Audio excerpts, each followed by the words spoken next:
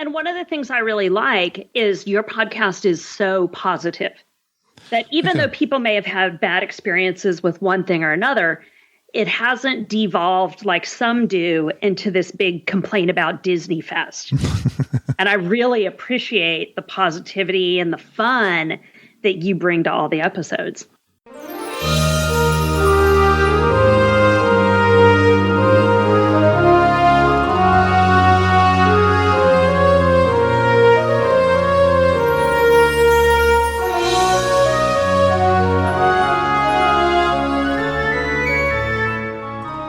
Are you ready for a fun-filled hour of food favorites, resort hopping, and hanging out with Disney World geeks? It's now time to go geekin' on Walt Disney World. Here's our dad and co-host. Hollywood was impressed with his performance in crowd scenes at the Indiana Jones stunt show. He never misses an 11 a.m. margarita at the Mexican Pavilion. And Mike Wazowski is still raving about his performance as that guy over at Monsters, Inc. Laugh Floor. Ladies and gentlemen, please welcome Curtis Stone. Hey, Disney World geeks. This week, first-timer to Disney World, Bubba Mack shares his DisneyMoon adventure on episode 309 of the Geekin' on Walt Disney World podcast. I am your Geekin' Family Podfather, Curtis Stone, and we are the family-friendly father-daughter podcast, also featuring Mama, Auntie Judy, Soul Sister Holly, cousins Jen and EJ, and our Geekin' family will feed your passion for Walt Disney World by sharing our experiences and opinions, as well as others from our community of passionate Walt Disney World geeks. I'm so excited you're here with us, listening to our show. Geeky Disney people are awesome, and we consider you family, part of our Geekin' family. Join us every Monday as we share travel tips, resort reviews, and lots of food talk through our live trip reports, interviews with Geekin' family members about their trips, and special guest roundtables on fun Disney World topics from Geekin' family members all around the world. And we take pride in the awesome and positive community in our Geekin' family. So come join us to share in our love for Walt Disney World and each other. And I bet you'll learn something to try on your next vacation. Your vacation is important. Rest, relaxation, and rejuvenation. Time with the family. I believe so much you need to make your vacation time a priority in your life. And the number one tip we hear from the Geekin' family super geeks is that you need to plan before you go to Disney World. You just can't wing it. Are you on a quest to conquer Disney World? When you're up against Disney World, you need the Force, like Luke Skywalker used to conquer the dark side. Disney World has villains just like Darth Vader. They got crowds and complicated choices. Every hero needs a guide.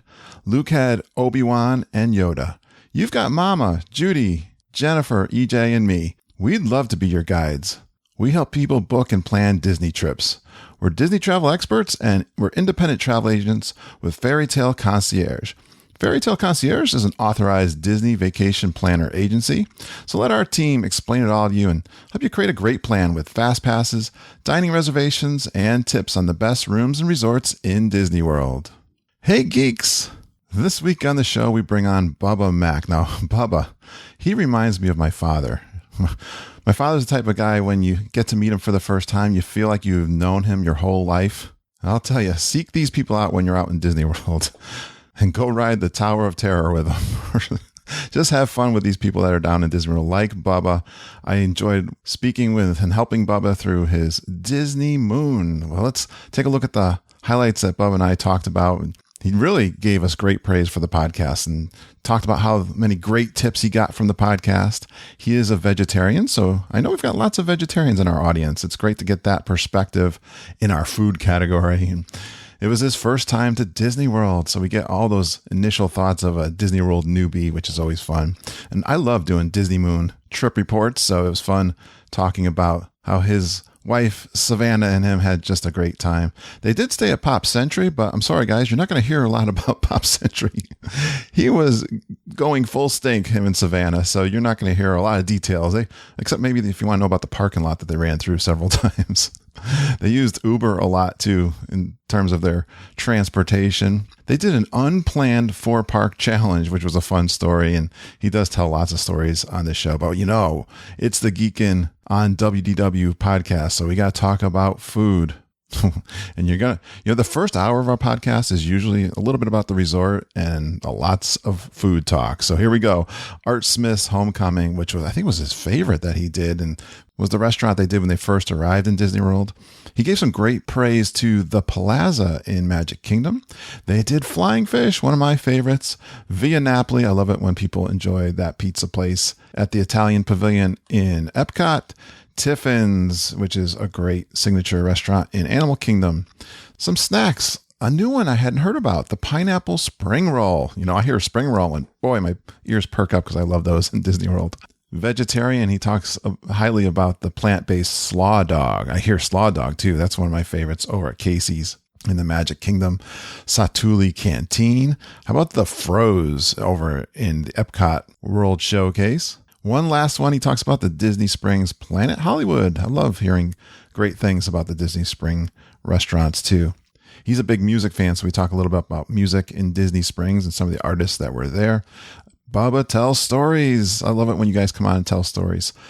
The Splash Mountain and Seven Dwarfs Mine Train Kiss. You got a win and a loss there. The thrill ride experiences. He's not big on thrill rides. He thought until he went to Disney World and enjoyed them immensely. The surprise macaw show over at Animal Kingdom. We learn where Bubba is on the Dole Whip versus Citrus Swirl controversy. We love having fun with that competition between the Dole Whip and the Citrus Swirl. He does the Magic Kingdom and Animal Kingdom after hours, has great time doing those. Those are great ticketed events, and he explains just how great they are. He did some great research and planning. Great job, Bubba. I helped him out a little bit too.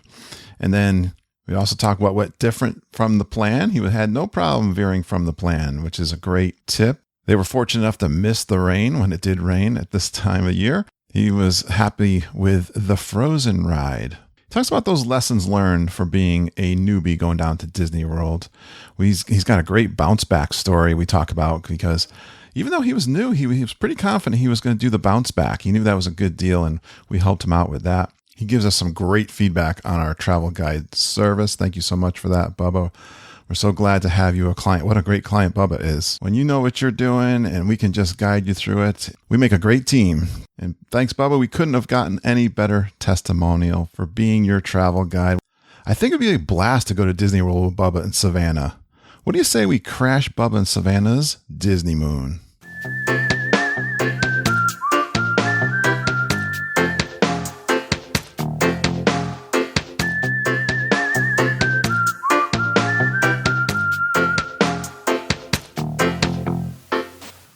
I'm always excited to do a trip report, especially when it's a DisneyMoon. I was so excited to talk with my next guest a couple of weeks, I think it was, before he went off there, and had some fun conversations trying to help him with his DisneyMoon. So it's so fun to have him come on the show and tell us all about it. I think he's kind of new to Disney World, so let's find out. But he accidentally hit all 4 parks in one day on his first trip, and he almost broke his nose trying to kiss his wife on the Seven Dwarfs Mine Train. I think that's a move only should be attempted by a veteran Disney geek, Bubba. I'll say I won't be trying it again anytime soon. Well, maybe next time you'll do better. You got some experience. And he didn't think he was a roller coaster guy until Steven Tyler gave him some backstage passes. Yeah, brother. I love that. Please give a warm Geek and Family welcome to Bubba Mack. Hey, Bubba. Oh, hey, Kurt. Thanks for having me here. Hey, geeks. How are you? I love your 3 fun facts. These are awesome. What is your experience with Disney World? I'm forgetting already. Are you kind of newbie or been going?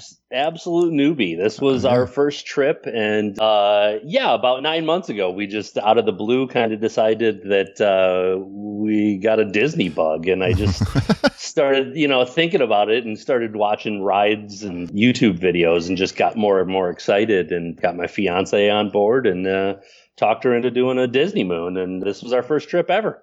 What made you think Disney World would be a great place for a honeymoon? I really don't even know. It just kind of started as a desire to go to Disney World. Okay. The more stuff I watched, the more I realized I needed to make it happen. And then all of a sudden put 2 and 2 together and said, well, we're getting married. Yeah. We're going to take a honeymoon. We might as well put these two together and make it a DisneyMoon. I love it. I love how you came to this. Awesome. And how'd you find our podcast? Just from podcasting. I mean, just going through the list and, you know, Disney, it's such a overwhelming project to start planning, especially when you're just out of the gates and completely brand new to it, having never been there. It's so much to do that I just started devouring every bit of knowledge that I could get. Started running through any podcast that was out there and reading blogs and watching vlogs. And I love the personality that you carry and your whole family. And nice. It was really welcoming and really, you know, a lot of the other ones are very news, just cut and dried, really kind of a thing. But you guys just kind of seem inviting and like you're a good family atmosphere that I wanted to be a part of. I love that. Yeah, I'll own that. I think I've listened to some other shows, and we've definitely worked on community. That was one of my main themes that I wanted to do when I was learning about podcasting and social media, and just if you've heard my experience of going down to Disney World for the first time to a conference, I saw that happening in the community that was there. So that was something I wanted to recreate on my own. And I really appreciate. When did you find us, Bubba?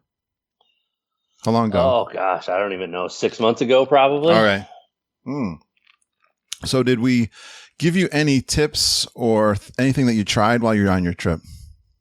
A lot, you know, it's like I said, I was devouring so much. A lot of tips for sure. I remember the vegetarian episode, where it was discussed about how good the tofu was at the Satuli Canteen. All right, and I'm a tofu guy, but I'm very specific about it, and it has to be cooked properly, and I like a nice crisp tofu. And I heard that episode. And I probably listened to it 3 times. You know what? What's funny about that show? And I thought that was a great show. I thought it was so informative because it just wasn't about vegetarians, but it offered the meat eaters, and we had a fun little competition with it. I just thought it was a great idea.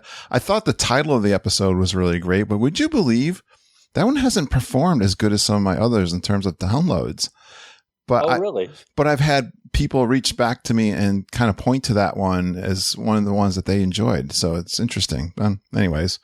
Oh, absolutely. I mean, that was one of the key ones for me. I mean, I love that.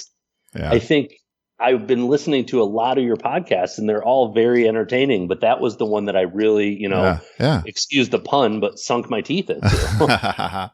Well, I'm so glad you are a vegetarian. I just recently have had several conversations with people, either with dietary restrictions or vegetarian, vegan, that kind of thing. So yeah, definitely go deep into that space for us. Cause one of the things we like to talk about, because food is an attraction, right, Bubba? It absolutely is. Didn't you learn? I did. It's funny because I hit all of the major attractions that are, rides and such that I wanted to hit. And where I really came up short was I didn't have enough time to eat everything that I wanted to. I'm still working on it. It's been 20 years, but I bet. They keep adding more on, so it makes it tough to catch up. Right. Well, we're going to keep trying, right, Bubba? Absolutely. Well, tell us, Bubba, when did you go and who'd you go with on this trip to Disney World? My wife, Savannah. Nice. Just the two of us. And so it was a great trip for our honeymoon. We had just gotten married. Yeah. And went down and let's see, when did we go? The 17th of August. Yep. Through the 26th. So we had 6 days down there. How was the wedding? It was great. It was really great. It was very small. Just had a friend of mine officiate. Okay. Just picked a little spot on the beach, and we're originally from Michigan. We're from the Detroit area. Okay. And so all of our family is back there, and we didn't make a big fuss out of it. We didn't have anybody come out. We just had a few friends out here from the East Coast, and did a quiet little ceremony. Just like 6 of us, I think. Oh, cool. Where was the wedding? Down on the beach. Which beach? Geez. Well, what? Actually, I'm trying to lead you into. I know where it was, so tell us. What part of the country were you? What was the state you were in? What? We're in Massachusetts. Yeah, so it was in Cape Cod, right? Yes. That's what I was trying to get out of you. Yeah, it was somewhere out in P-Town. I can't even tell you name of the beach. One of my bosses that I work for has a couple rental properties up in Provincetown. Okay. And cool. So we just had a little spot that he recommended. Yeah. And then you went over to Logan to fly out? No, actually, we flew out of Worcester. Oh, really? Yeah. Nice. I had no idea they even had an airport there, but they've got a little 4-gate airport. You know? And JetBlue does direct flights down to MCO from Worcester. You know, I think I don't know if it was from you or someone. Maybe it was from you. We were chatting. We had a phone call, didn't we, before you went? And yeah. And I think you taught me that because my son lives near Worcester. I had no idea they had an airport there. Yeah, absolutely. And the flight came up. It was a little bit cheaper for the flight from JetBlue, but the parking, it cost us $45 for the whole week. And wow. I think at Logan, it's $45 for a half an hour. Yeah, no kidding. That is good deal. So from Cape Cod, I don't know, what's that, an hour and a half, I'm guessing, drive to the airport or something like that? Yeah, we weren't. So we live in between Providence and Boston. Okay. We're in Norwood, Mass. And it was just about an hour here for us to drive up there. And nice. Honestly, Logan is 45 minutes on a good day and could be an hour and 20 on the other day. So, it just seemed like a real no-brainer for us. Real easy probably to get in and out of there, too. Oh, my gosh, so easy. Love that. Yeah. We'd fly out of Hartford, and, well, it's called Hartford, Bradley International. We love that airport for going, too. We go southwest, and it's pretty hassle-free every time we've gone down. I like that, too. Pretty quick to get down there. Awesome. All right. So did Savannah like this Disney World trip? She absolutely loved it. Oh, good. I was a little concerned, I like I said, I've been devouring every bit of Disney information I could get my hands on for the past 8 months. And I really thought I was driving her nuts. I thought, oh boy, she's not into this like I'm into it. And, she certainly was. She was excited. And as we got closer and closer, she started to get more and more excited. But boy, as soon as we got there, she was just on it, just every bit as much as I was. And on the, my Disney experience, sitting there and had it all figured out really quickly and really got into it. So what do you think? So we get these, even though you did a lot of videos, you did a lot of research, we have somehow in our brains, we put this preconceived notion of what something's going to be like. So compare what that thought was before you went down there and your wife to what the experience was once you got there. I think for me, or for us anyway, it was really very much how I had envisioned a lot of it. Okay, good. I was amazed at how much recall I had, where there were a lot of things that I didn't specifically, study, or I didn't stare at maps. I didn't say, oh, okay, this is over here and this is over there. Sure. But throughout all of my research and just nonstop listening to podcasts and vlogs and all of that, it seeped into my brain. And then when we got there, I was amazed at my ability to recall this stuff that I really didn't even know that I knew, That's good to know. I know I've had some folks that think they're going to a Six Flags and it just kind of blows their mind. It's nothing. No. The size and the immensity. Did you feel like, so you get there a couple days, you're starting to get the use. Did you kind of feel the Disney bubble just kind of envelope you? You start to absolutely. You start to understand what it's all about even more. Absolutely. I mean, from day one, the second we landed, it was, we landed and went straight to Art Smith's Homecoming. Okay.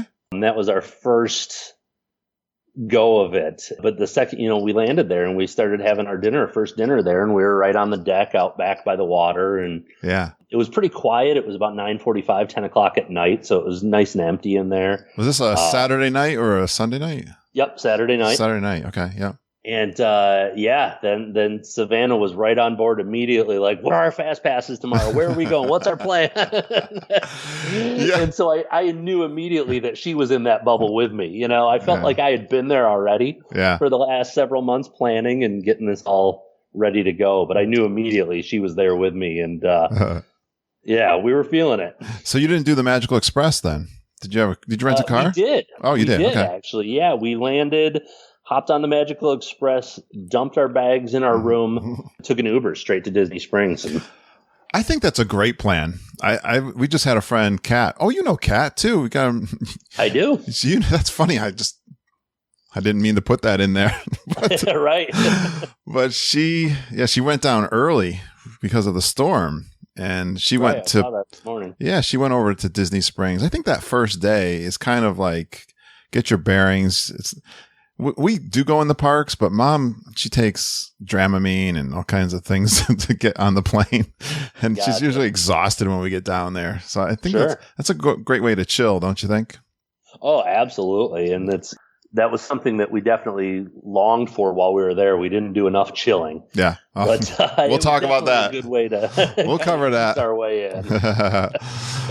Well, we're gonna get back to the food, but I like to keep a format. And one of my first questions is all about the resort. What'd you think of the resort? Where'd you stay?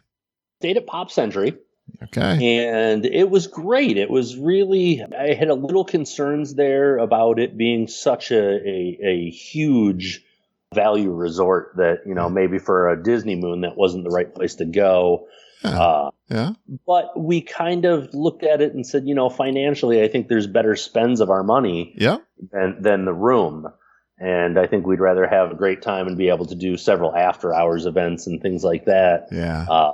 And stay at a value resort. And so we went for it, and we requested a fourth floor with a lake view. I was really hoping to see those Skyliners every day. But they put us in the 90s wing. Okay. Still got the fourth floor, which was good, so we didn't have anybody walking around, stomping around above us. Yeah, right. But the room was great. It was those redone rooms are really nice, and everything was perfect for us. And as far as that went, we were on the backside, so we didn't have a great view, but it wasn't the parking lot. We were just looking out over some trees. And I think going for your first time to a value, especially Pop, I think Pop's a great value. We love going. We're going to be going there ourselves in October. And, are you all for G3? Yeah, we are. And nice. I think it's a great resort. And like I said, I think for new folks, it's a good way to dip your toe into the Disney thing. See if you're going to like it. And then absolutely, it makes, if you do move up into, the next level at the moderates, you'll notice the difference. I think it's a great way to start. The only thing I think we missed, we were in the 90s, and it actually ended up being a short walk to all the buses, just through the 90s parking lot right there. Okay. And that's how we did most of our bus trips, was just, cutting through the parking lot. Okay. And that would be the only reason why I think I'd change buildings in the future, was we weren't walking through a themed resort area. Oh, okay. We weren't walking past fun sculptures and fun things. We were just walking through a parking lot every morning and every night on our way back. Great. And so it, popped that bubble a little bit and just kind of reminded us of the real world. Whereas if we were hidden back in the 50s or the, 70s or something like that, we'd be walking through the resort grounds a little bit more. Yeah, great observation. I love walking. You know me, I love walking the resorts and checking it out and getting the vibe of the place for sure. Great. Yeah, we certainly fell short. I mean, we planned on this being a DisneyMoon, and so we were going to try to relax and take it easy and not go. But Kurt, we went. I know hey. Tell you, listen to your podfather, but do as he says, not as he does. Right. We try. In my defense, Mama is the worst. She has the lure of the parks in her brain all the time. Yeah, that's what really got me, was that Savannah got it as well. I knew I was going to have it, and I knew I was going to have to force myself to slow down. And I thought she would be the catalyst in that. I thought she would keep us on track. But boy, as soon as we got there, it was just go for both of us. And we didn't even see the lake, Kurt. We didn't even walk out there. I mean, I think we saw from the main lobby to our room, we walked that way a couple times. Yeah. But other than that, it was cut through the parking lot because we got to go. We got a fast pass to get to. And it's a great, again, that actually reiterates what I was saying for first timers, that you're probably not going to spend a lot of time in the room. You want to go, you're there for the attractions and the parks, and you're going to go hard. I mean, even us that have been so many times, you'd think we would finally have chilled out a little bit. The only thing I think, Bubba, we chilled, and I think you can relate to this too, is, you're going as adults, no kids. And, if later in the afternoon to like 3:00, if you've rope dropped, it's kind of nice to go to a lounge and kind of chill out at 3 o'clock. That's about as chill as we get. Yep. And we didn't rope drop anything. We intended on doing some sleep ins. Okay. That didn't work so hot. Let's go. Yeah, it was one of those things where, I mean, we didn't get up at 6 a.m. and rope drop, but we did. I think we, kind of planned on. We had a couple days where we scheduled fast passes at noon and later, just to try to kind of sleep in a bit. All right, cool. Yeah, we were never in our room past 10. So how'd you make out with the transportation? I know Pop's got a pretty good bus. It's like one bus stop, right? Good, yeah. It was very efficient. And there's one bus stop, and generally speaking, leaving Pop in the morning, often we were leaving at 9:30 or so. So we were kind of missing that rope drop rush a bit. But it worked really well. We ended up Ubering quite a bit. Ah, okay. Yeah, it's just we kind of discovered that was where it was at for us. Just organically, we decided, well, we could do this, and wait for this bus and then go to this park if we wanted to park hop, or we could just spend $10 on an Uber and be there in 15 minutes. Yeah. Can you think of what's an example of using Uber that kind of worked out for you better than the buses? Gosh, we did a ton of it. I mean, we did really? So much. Well, there was the day that we did all 4 parks. Oh, okay. I don't think we ever would have been able to do that if we weren't Ubering. Oh, that's true. You did a 4-park challenge? Accidentally, yeah. How did that happen? We were, let's see, we started the day, gosh, where did we start that day? It was Animal Kingdom. Yeah. We decided we had burned all our fast passes there. We had already done an after hours at Animal Kingdom. Okay. So we were pretty familiar with the park and had ridden, everything we wanted to there. Okay. And we just decided, let's run home, drop our bags, go bag free for the rest of the night, and just lighten our load. Yeah. We loved Tower of Terror and Rock and Roller Coaster. All right. And Soarin' and Test Track. And we kind of came up short on our first Epcot day. And so we decided, well, let's go to Epcot. Yeah. And we got a Test Track Fast Pass. Oh, good. And Soarin' was, a 25-minute wait, which is, almost a walk-on. Yeah, that's not bad at all, right? And so we decided, well, let's drop our bags and go there to Epcot. And so we went to Epcot and hit both of those rides, and immediately it popped up with a fast pass for Tower of Terror. And I said, well, it was 7:30 or something like that. We were standing outside of Soarin'.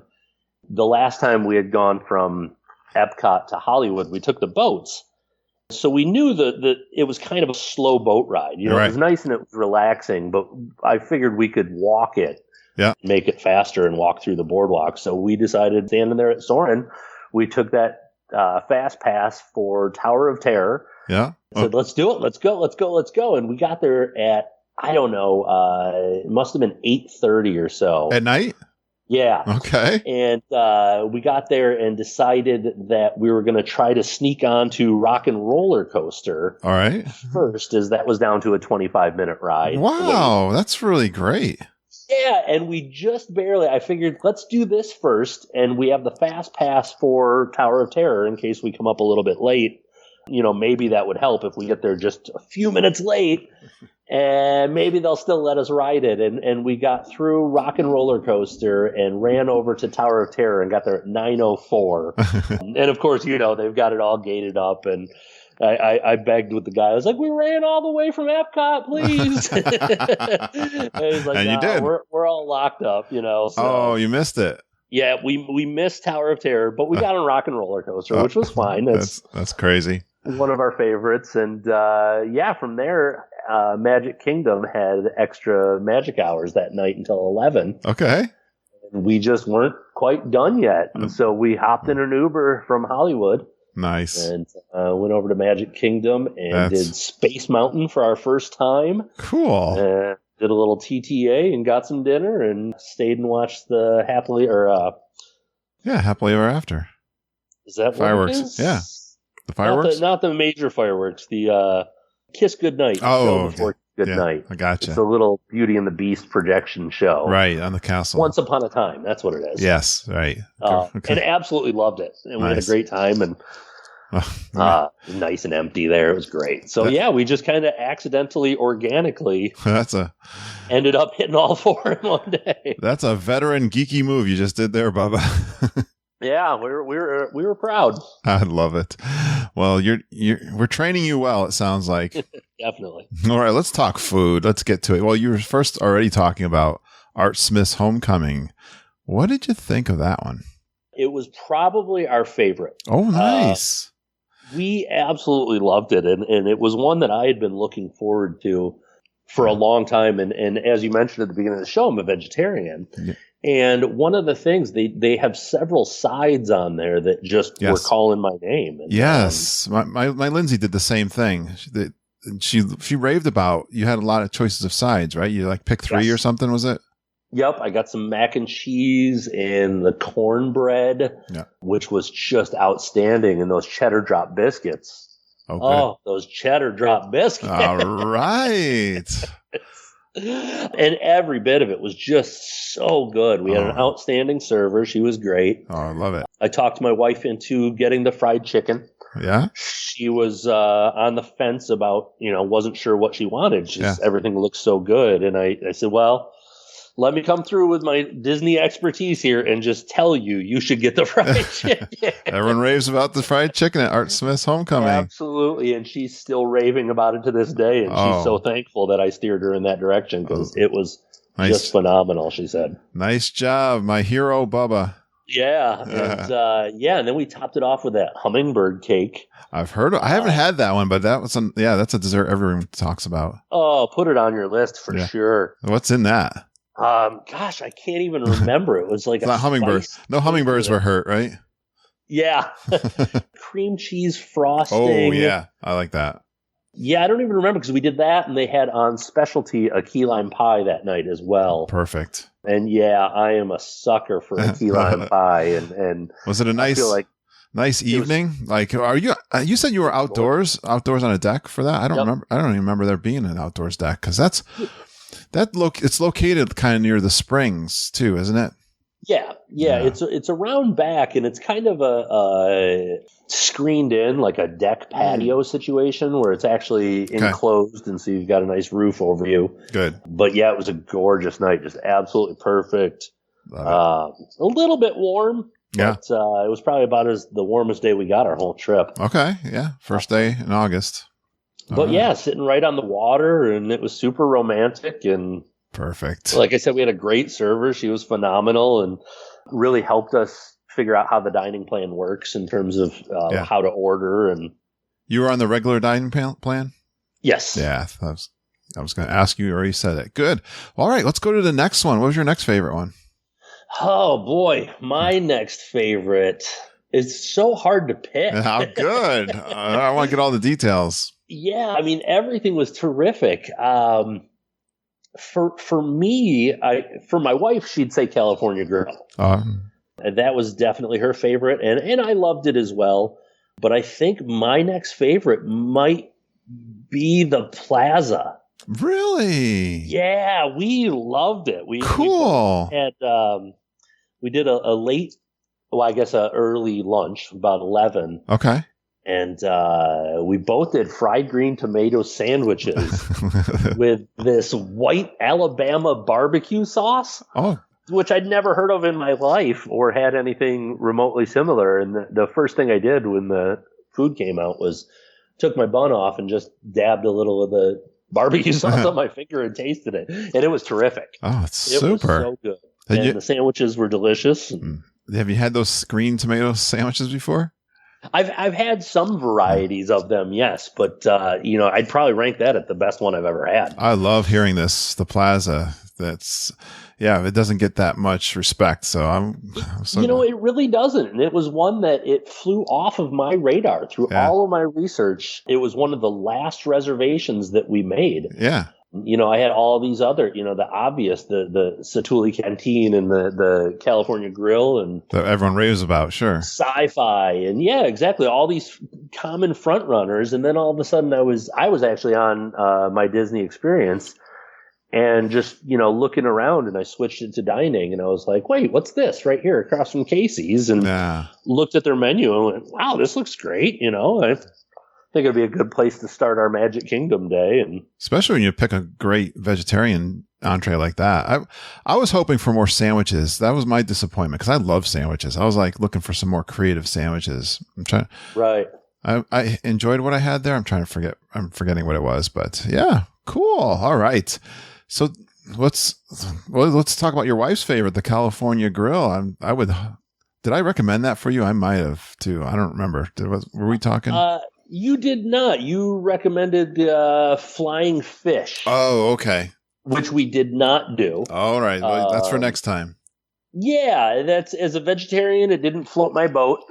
I was looking at the menu and just didn't see a spot that I could sneak it in really easily to, the only time we went through the boardwalk was on our 4-park day. And, we were going at about 8.5 miles an hour when we went through there. So. True enough. I was like, oh, Ample Hills, come back. Oh, we were talking about that too.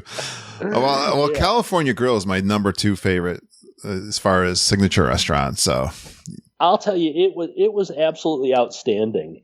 I don't know if this is a tip or a trick or anything that, it's certainly nothing that we created, but this is how we did it. Yeah. I was talking to some other people that didn't quite grasp this concept. They said, well, I'm a vegetarian. I don't know that I want to use 2 dining plan credits on this meal. Well, we didn't. Oh. We went there and she used the dining plan and I paid out of pocket. Oh. Which was a much better deal for us. I'm not a miser that is out there trying to make sure that every snack credit is over $5. Yeah. That wasn't in my radar at all. We chose the Disney dining plan because I like the freedom of not worrying about spending the money. And, you had it budgeted. Sure. I'm with you there. And it was fun. Yeah. So, but that was one where it was really obvious that, we'd take a hit if we went there and I got a $20 pizza and we used 2 dining credits on it. So we used the dining plan for her. Great. And she got the surf and turf. Great strategy. So how did your strategy work out then? It was great. And she got the surf and turf and loved it. And I got the ravioli appetizer for us to share and one of their pizzas. They had like a barbecue pizza. Yeah. I think my out-of-pocket was $35. All right. So it was definitely a win for us on that one. And you can't beat the location, right? Oh, my gosh, incredible. Yeah. The only thing I would have done differently is we were kind of rushed to get up there and get to our table, and I think I would have waited for a better view on the glass. We were a little bit tucked back. We could still see the Magic Kingdom. Yeah. So that was great. We could still see Cinderella Castle and everything. Yeah. But I would have waited, an hour probably to get a seat on the glass and really take in that view. What time were you there? Do you remember?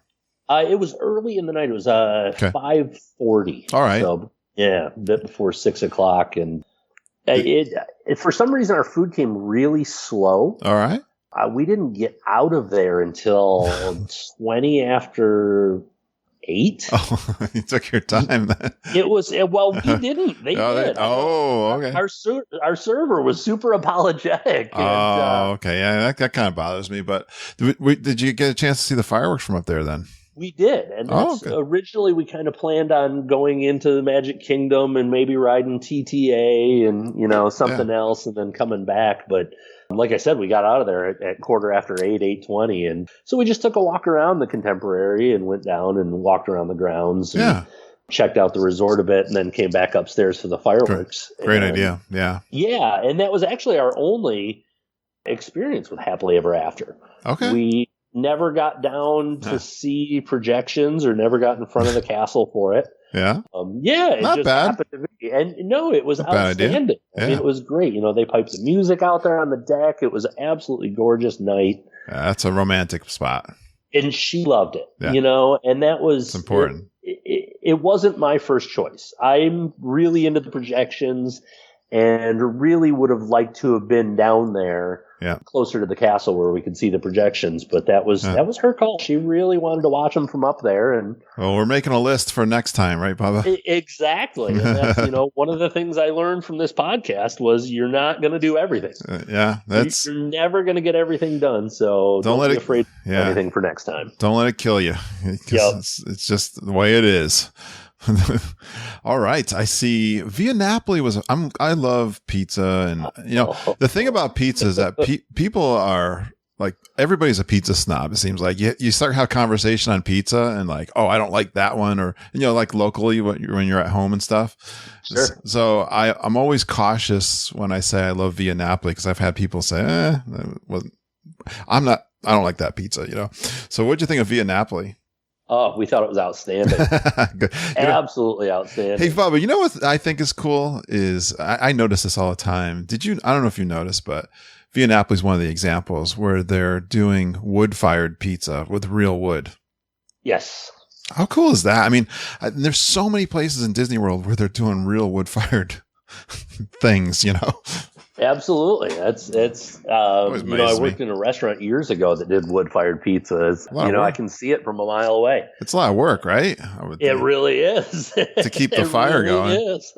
They cook up in about 5 minutes, but it's the keeping your oven at the right temp and keeping the fire in the back corner and all of that goes into it. It's definitely a lot of work. But so you worked in one of these places then. So you're an expert. I am an expert in wood-fired pizza oven. Yes, I am. And, it was outstanding. It was one of the better ones I've ever had. That's one of the things my dream would be to have one of those in my backyard. I would love to have an outdoor kitchen with a wood-fired pizza. My dream is to be your neighbor.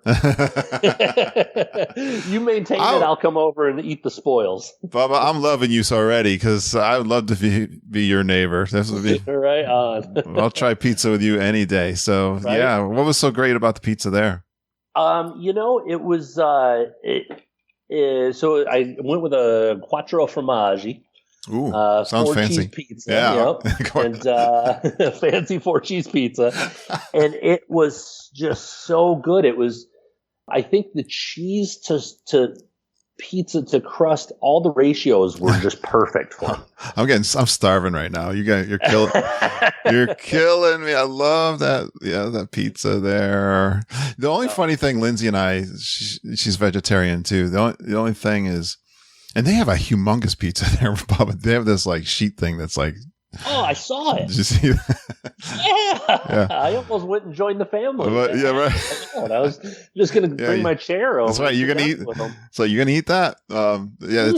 It's thin though, so you can devour it pretty easily for 4 people. But right. I don't know. The only joke we always have when we go over there, and tell me what your experience was. But we've always had like a joke of a server, like, and it's not been like a bad experience. It's always been like, for instance, I say joke because the last one we had, I guess they were short help, and some guy that washed the dishes was serving us. He's like, "Oh, geez, I'm subbing in. I usually wash the dishes," and we just started laughing. It's like, it's no problem. It was a little bit chaotic in there sometimes, but I love that place. Yeah, so we had our surfer was outstanding. He was terrific. Good. See, I mean, it's always someone's different experience too. It just seems funny our experiences. Yeah, no. In fact, his name was Marco. Perfect. I remember this. We talked about this guy a lot afterwards. He was just telling us great stories from home and how. When he came to the U.S., he was surprised at how he couldn't get gelato anywhere he went. He went somewhere to get a gelato, and he wanted to try 4 flavors, and they were like, "No, it's 1 flavor of gelato." And he's like, "Why? Why I can not have 4 flavors of gelato?" And he was upset. And it was a really great story. I'm not going to do it justice by trying to tell it, but it was a really great story, and he was very entertaining. Now that you say that, I think that's why. Even though we've had problems with, I can't remember all the problems we've had with the check or someone forgetting us or whatever, but I agree. I think the conversations and those, the cast members there in the World Showcase, you just got to have those conversations with them. They're so much fun, right? Absolutely. That's probably my favorite part of World Showcase was talking to the people and, talking about their homes and where they were from. We probably didn't do enough of it as I wanted to. Absolutely. Those moments like that story from Marco were one of the highlights of the trip for us. So did you share the 4 cheese? Is that what it was? No, my wife had a ravioli of some sort. Okay. Yeah, I don't know because I was in my own little world. Bubba was devouring that 4 cheese pizza. Yeah, exactly. They were busy eating hers, so we didn't share it. But she had a slice of my pizza as well, and just absolutely loved it. I understand the distraction. Yeah, right. Yeah, the only thing I'll say about Via Napoli is, so we were put in there's a back dining room there. Oh, okay, yeah. It's kind of narrow and long in the back. Yep.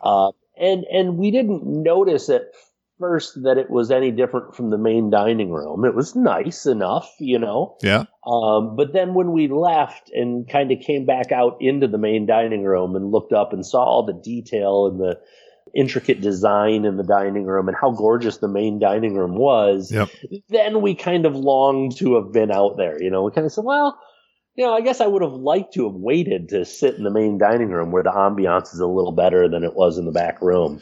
Boy, I love these little things that you're noticing, and those are, again, things that you will improve upon next time. Yeah. I love it. But all in all, it was great. We wrapped up with, I don't even know what they were, fried ricotta balls of some sort. They're almost like donuts, but they're like a fried ricotta. And then probably my favorite dessert of the whole thing was this cherry sundae. I don't remember the Italian name on it, but it loosely translates to ugly but good. And it was not the most beautiful dessert that we had the whole time by any means. Yeah. But wow, was it delicious. Cherry. I love cherry. Yeah. Well, gelato. Yeah. Yeah, exactly. Awesome. Let's keep going. This is going great. Tiffin's is a big favorite of the Geekin family. Right. Yeah. I totally forgot about Tiffin's. I don't know how I could have done that. I'm reading your trip report, dude. I got you.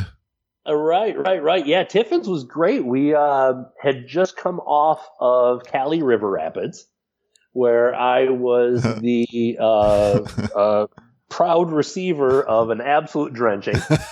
An avalanche of water. They got me good.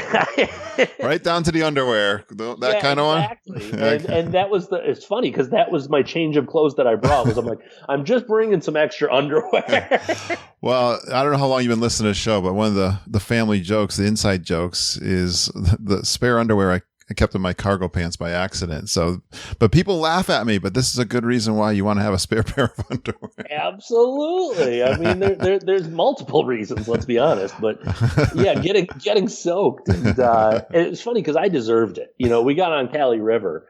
We were having a great time with the folks that we were on with.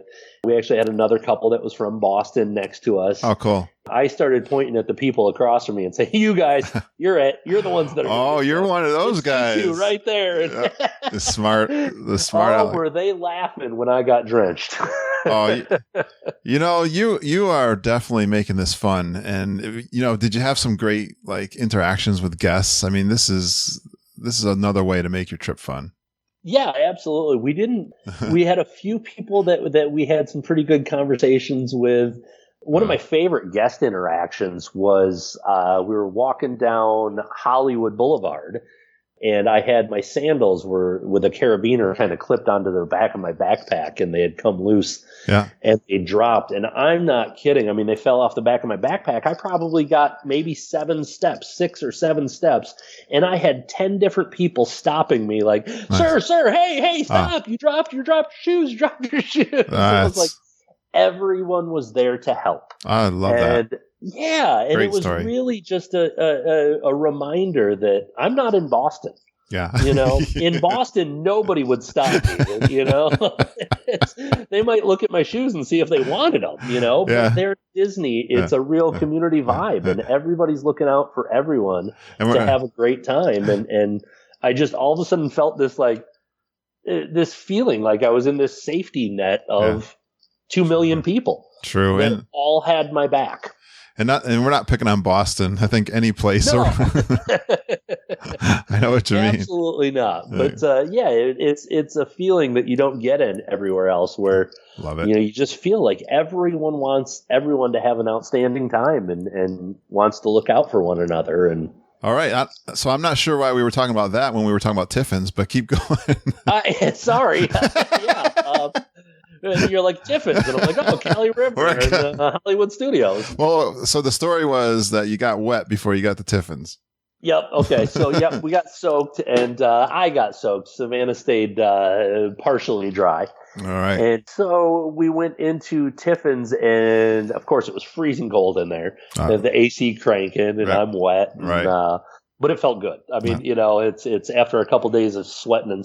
Yeah, it's hot in August. That felt really good. Right. Yeah, we had an excellent server there. His name was Chris. Is outstanding. Kind of gave us a nice little tour of the restaurant, the idea behind it, the theming of all the art, and kind of gave us a little bit of time to walk around before we even ate, and some suggested things that we go look at and art on the wall, and had a great time there before we even got to our food. Yeah, it's true. It's like a museum.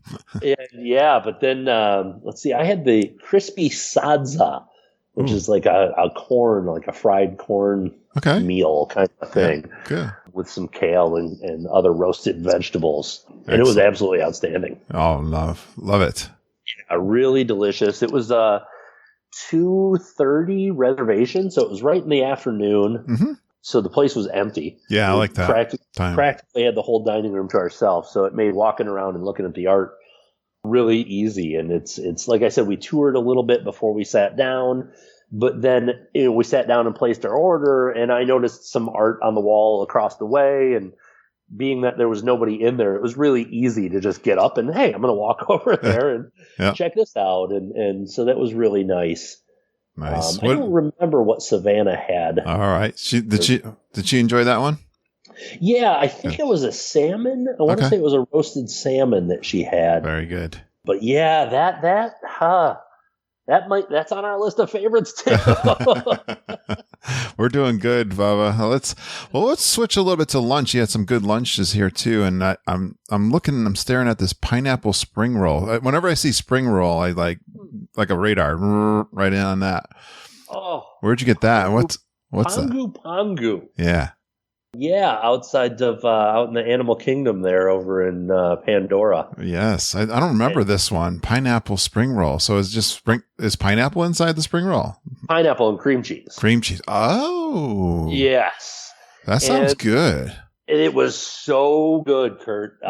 We had stopped there, and I think it wasn't a lunch. It was a late night. We were it was when we were there for after hours. Nice. We were like, oh my gosh, all of a sudden it kind of hit us. We need to eat something. And Savannah got a something with rum and those. Rum blossom?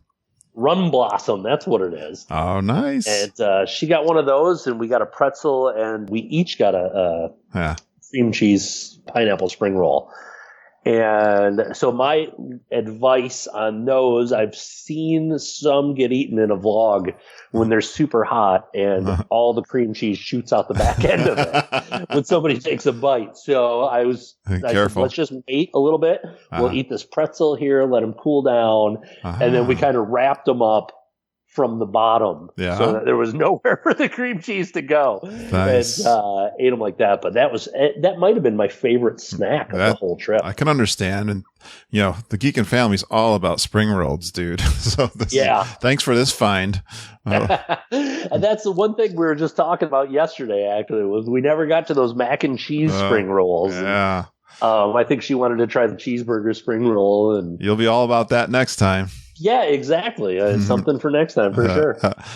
Plant-based slaw dog. I've heard good things about that over at Casey's. So good. Yeah. So are you used to eating plant-based slaw dogs? In my everyday life all the time. No.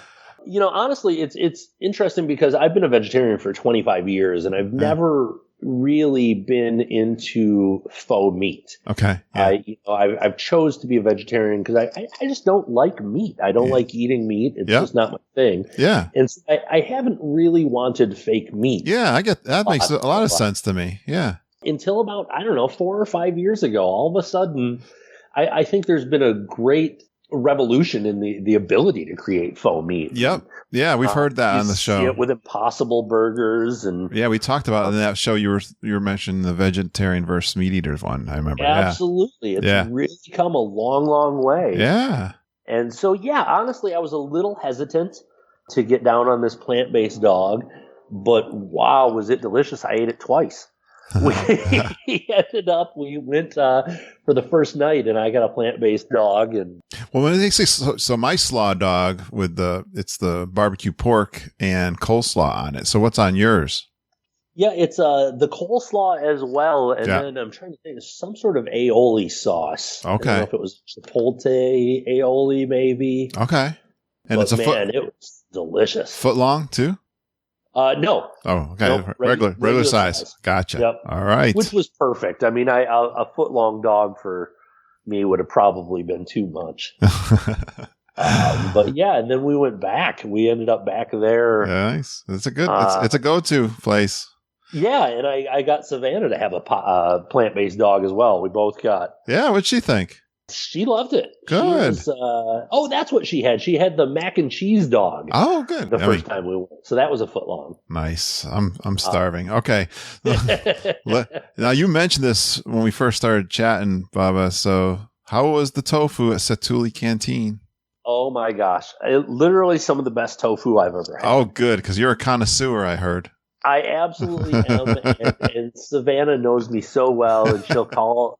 If we're getting Chinese food delivered or something, she's always the one that calls and orders, and she's like, "No, fry it crispy. He likes it crispy." And so she's like my biggest advocate. Try to get my tofu the way I like it. Did you have to ask them to do it? I didn't. I did not at all, and I didn't even feel the need to after listening to your podcast. Oh, cool. I just felt confident that I heard it so many times in that episode that they know how to do tofu and they do it right. And, so I said, all right, well, let's dive in. And, I got a bowl with rice and beans and tofu and like a garlic herb sauce on top of it. Nice. And it was definitely one of my favorite quick service meals. Oh, I love it. It's another go-to place. Animal Kingdom's just got some great options. I love this.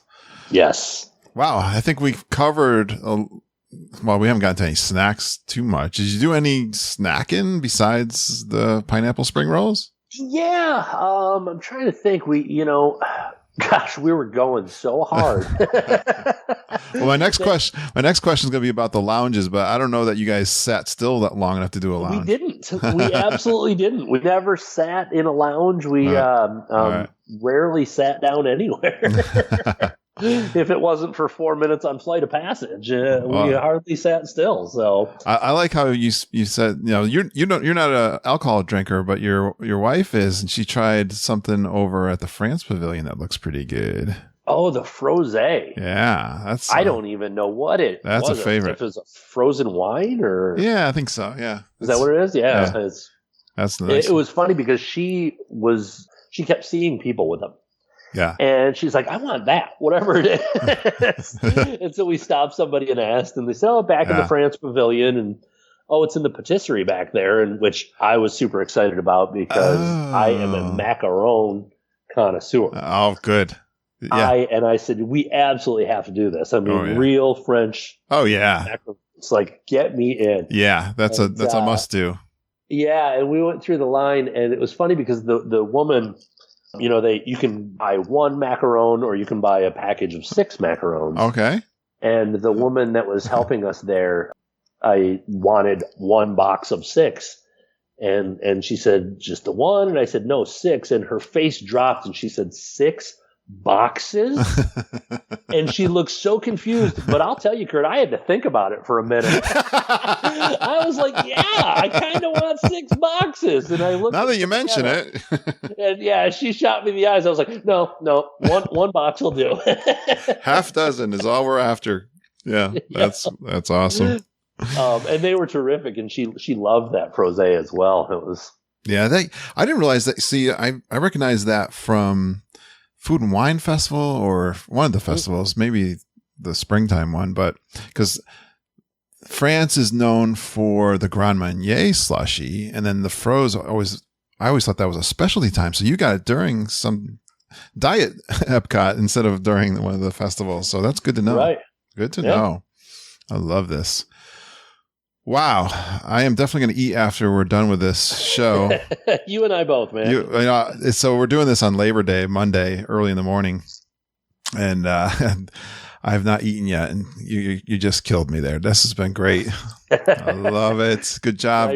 Great descriptions. Ready for macarons and a drink. That's it.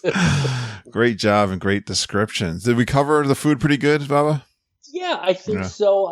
Let's see. We took the only off night we took from the parks. We went to Disney Springs a second time and took every ounce of energy we had not to go back to Art Smith's Homecoming. That is a big thing when you find something that you love and you want to go back to it. But then the lure of trying something new is there too. So it's a tough call, isn't it? Absolutely. And we ended up stretching out and going to Planet Hollywood. Oh, good. Yeah. And had a mother of all grilled cheeses. Oh, nice. I don't even know. There was pimento cheese and then macaroni and cheese in the sandwich. It was something else, Kurt. I'm good. I'm glad to hear that. That's, we don't mention that one that much, but they revamped that. And I think think it was Holly and Peter told me they really loved it there too. Yeah, we had a great meal there. We, actually Savannah got veggie burger from there, Morgan's vegetable burger. Yeah. And I got the grilled cheese, and we just went halvesies and split both of them. Dude, I'm all about cheese, man. You just, you're killing me. I love cheese. So. Well, we started with a 5-cheese dip. Yeah. That was our appetizer. Oh, that sounds good. What were you dipping in the 5 cheeses? Tortilla chips. I want to say there were some pitas. Oh, yeah. Oh, yeah. Yeah, a shovel. Yeah. I'd be shoveling it in. I know that. That's good stuff. There was none of that left at the end of it. But no, it was a great meal, and we sat out on the deck there on the patio, right on the railing, and we could watch the balloon go up and down. Yeah. It was a really windy night, and so there's a strong breeze out there, and it felt great. So what'd you think of Disney Springs then, being there 2 times now? Loved it. I know. I didn't expect to. Yes. I had heard a lot in my research that people leave time for Disney Springs. It's amazing. And I kept hearing it, but I just didn't think it was going to be for me. I kind of felt like we'd get there and Savannah would love it and want to shop, and I'd be bored. Yeah, I get that. But I absolutely wasn't. I loved it. It was really fun, and I think that's evident by the fact that we went back. We took a night off parks, and were there entertainment that you could enjoy? Because you're a music guy too, right, Bubba? I am. I work in the music industry, and there were. We didn't go in and sit anywhere. Yep. From walking around, most of the stages seem to be outdoors. The House of Blues had a good band playing that we sat and enjoyed for a minute. Awesome. There was a Celtic band playing at Raglan Road. Yes, sir. Yeah. Thank you. I was right on the tip of my tongue. I always forget the name. I don't know why that name does not stick in my head. I'm glad I came out with it. So yeah, perfect. Raglan Road. Yeah, I love Irish music too. So I do too. Anything with a fiddle going, man, gets my foot stomping. And, we have some.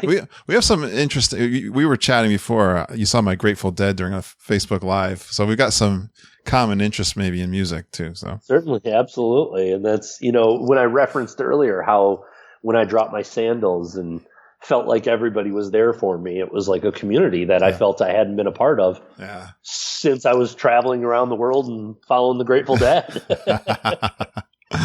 So it was a really heartwarming feeling for me. There's any acoustic guys? I sat down there one time, down towards the other end from where you were just describing, and there was a guy doing Jimmy Buffett, and I was like, yeah, I'm good. My wife was shopping. I'm like, I'm good.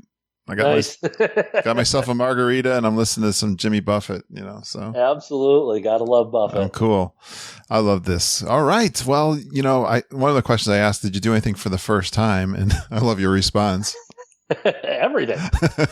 Absolutely everything was the first time. We'll move on to the next question. And you've been telling all kinds of great stories. I love hearing these stories. And so how did this, this is a veteran move you were trying to make on the Seven Dwarfs Mine Train.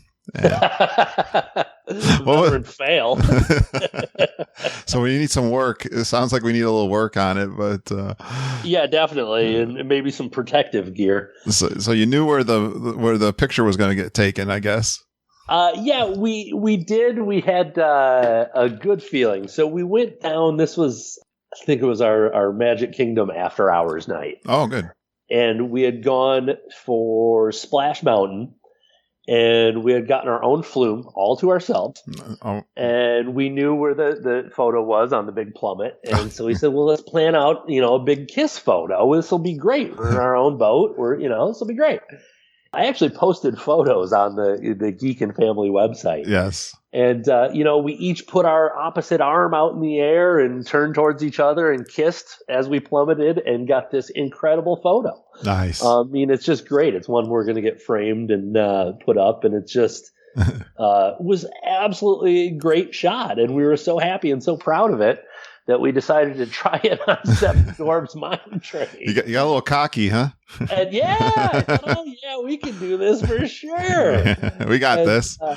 We had ridden it once before, and so we thought we remembered where the photo was taken, and we didn't. And so there were a couple different times that we thought it was earlier in the ride than it was. So we were kissing for no good reason. But then we came up, and I said, oh, no, here it is. Yeah. We could see the flash happen, and so it's down here. And so we tried to pull it off again. Let's do this kiss on the Seven Dwarfs Mine Train. And her head smashed into my nose so hard. I thought I broke it, Kurt. I really did. It's still a little tender. It hurts. Yeah. 14 days now. Smashes your... that's smart. But the photo that came out after is hilarious. Because she's laughing and throwing her hands up like, oh no. And I'm like, I don't know. Bleeding. In this face like I just got punched by Mike Tyson. And so it's almost better to have the killer photo on Splash Mountain and then the failure photo on Seven Dwarfs than having two good ones. Perfect. That's that hurts. Yep, and it makes for a good hurts your pride. So, it makes for that's yeah. Right. We didn't try any more kiss photos after that. We stuck to rock star poses. Great job. You guys like the thrill rides, I think, too, right? We really did. I didn't, as mentioned in my 3 facts, I really didn't think that I was a coaster guy. I've never really done roller coasters my whole life. Yeah. And I didn't think that was going to be my thing. I thought I was going to be more of a Splash Mountain kind of log ride kind of a guy. And Tower of Terror and Rock and Roller Coaster were right at the top of our list for favorite rides. And then, of course, all the Seven Dwarfs Mine Train and Runaway Big Thunder Mountain was great. Yeah, I was going to ask you what your favorites, but you think you're saying, and I'm the same way. I wasn't always like the thrill rides at local amusement parks myself. I get nauseous, but that's the great thing about Disney World. It's not just the thrill ride, because they're not really known for the like really crazy stuff. Right. But just the way that they put them together, it's an experience, and they're just beautifully gorgeous storytelling too. That's going on there, right? Yeah, in terms of, Rock and Roller Coaster, I really was a bit apprehensive. Sure. Being that it goes upside down. Yeah. And I'm not a coaster guy. And I was worried and not really worried. I was, ready to give it a try. Yeah, but as soon as we hit that first acceleration and you do that first flip upside down, I was hooked. I was absolutely in. And for the music too, right? You got your your Boston band there. I mean, you had right. You what had to do that. Theme. You had to do that. Right? Yeah, it was a great theme. And actually, the second time we went, we had a couple in front of us, a woman and a young daughter. She was very apprehensive, and she started asking us, like, I'm worried. Is this going to be okay? Is it safe? Is it, Yeah. I don't want to go upside down. And the daughter was into it, and the mom kept trying to talk the daughter out of it. Like, are you sure you want to go? And she's like, yeah. Okay, this is like our last chance. Are you sure you want to go? Yeah. So how did it work out once you got to the concert? She loved it. She had a great time. We talked her into it. And one of the things I said to her was, I said, I was really apprehensive about it as well. Yeah. But the way I look at it is, this is Walt Disney World. I am going to be safe. Yeah. There is no other ride in America that is going to be so focused on, keeping everyone safe than at Walt Disney World. And I think that kind of helped her out a little bit. And we got off the end of the ride once we got, backstage, and wow.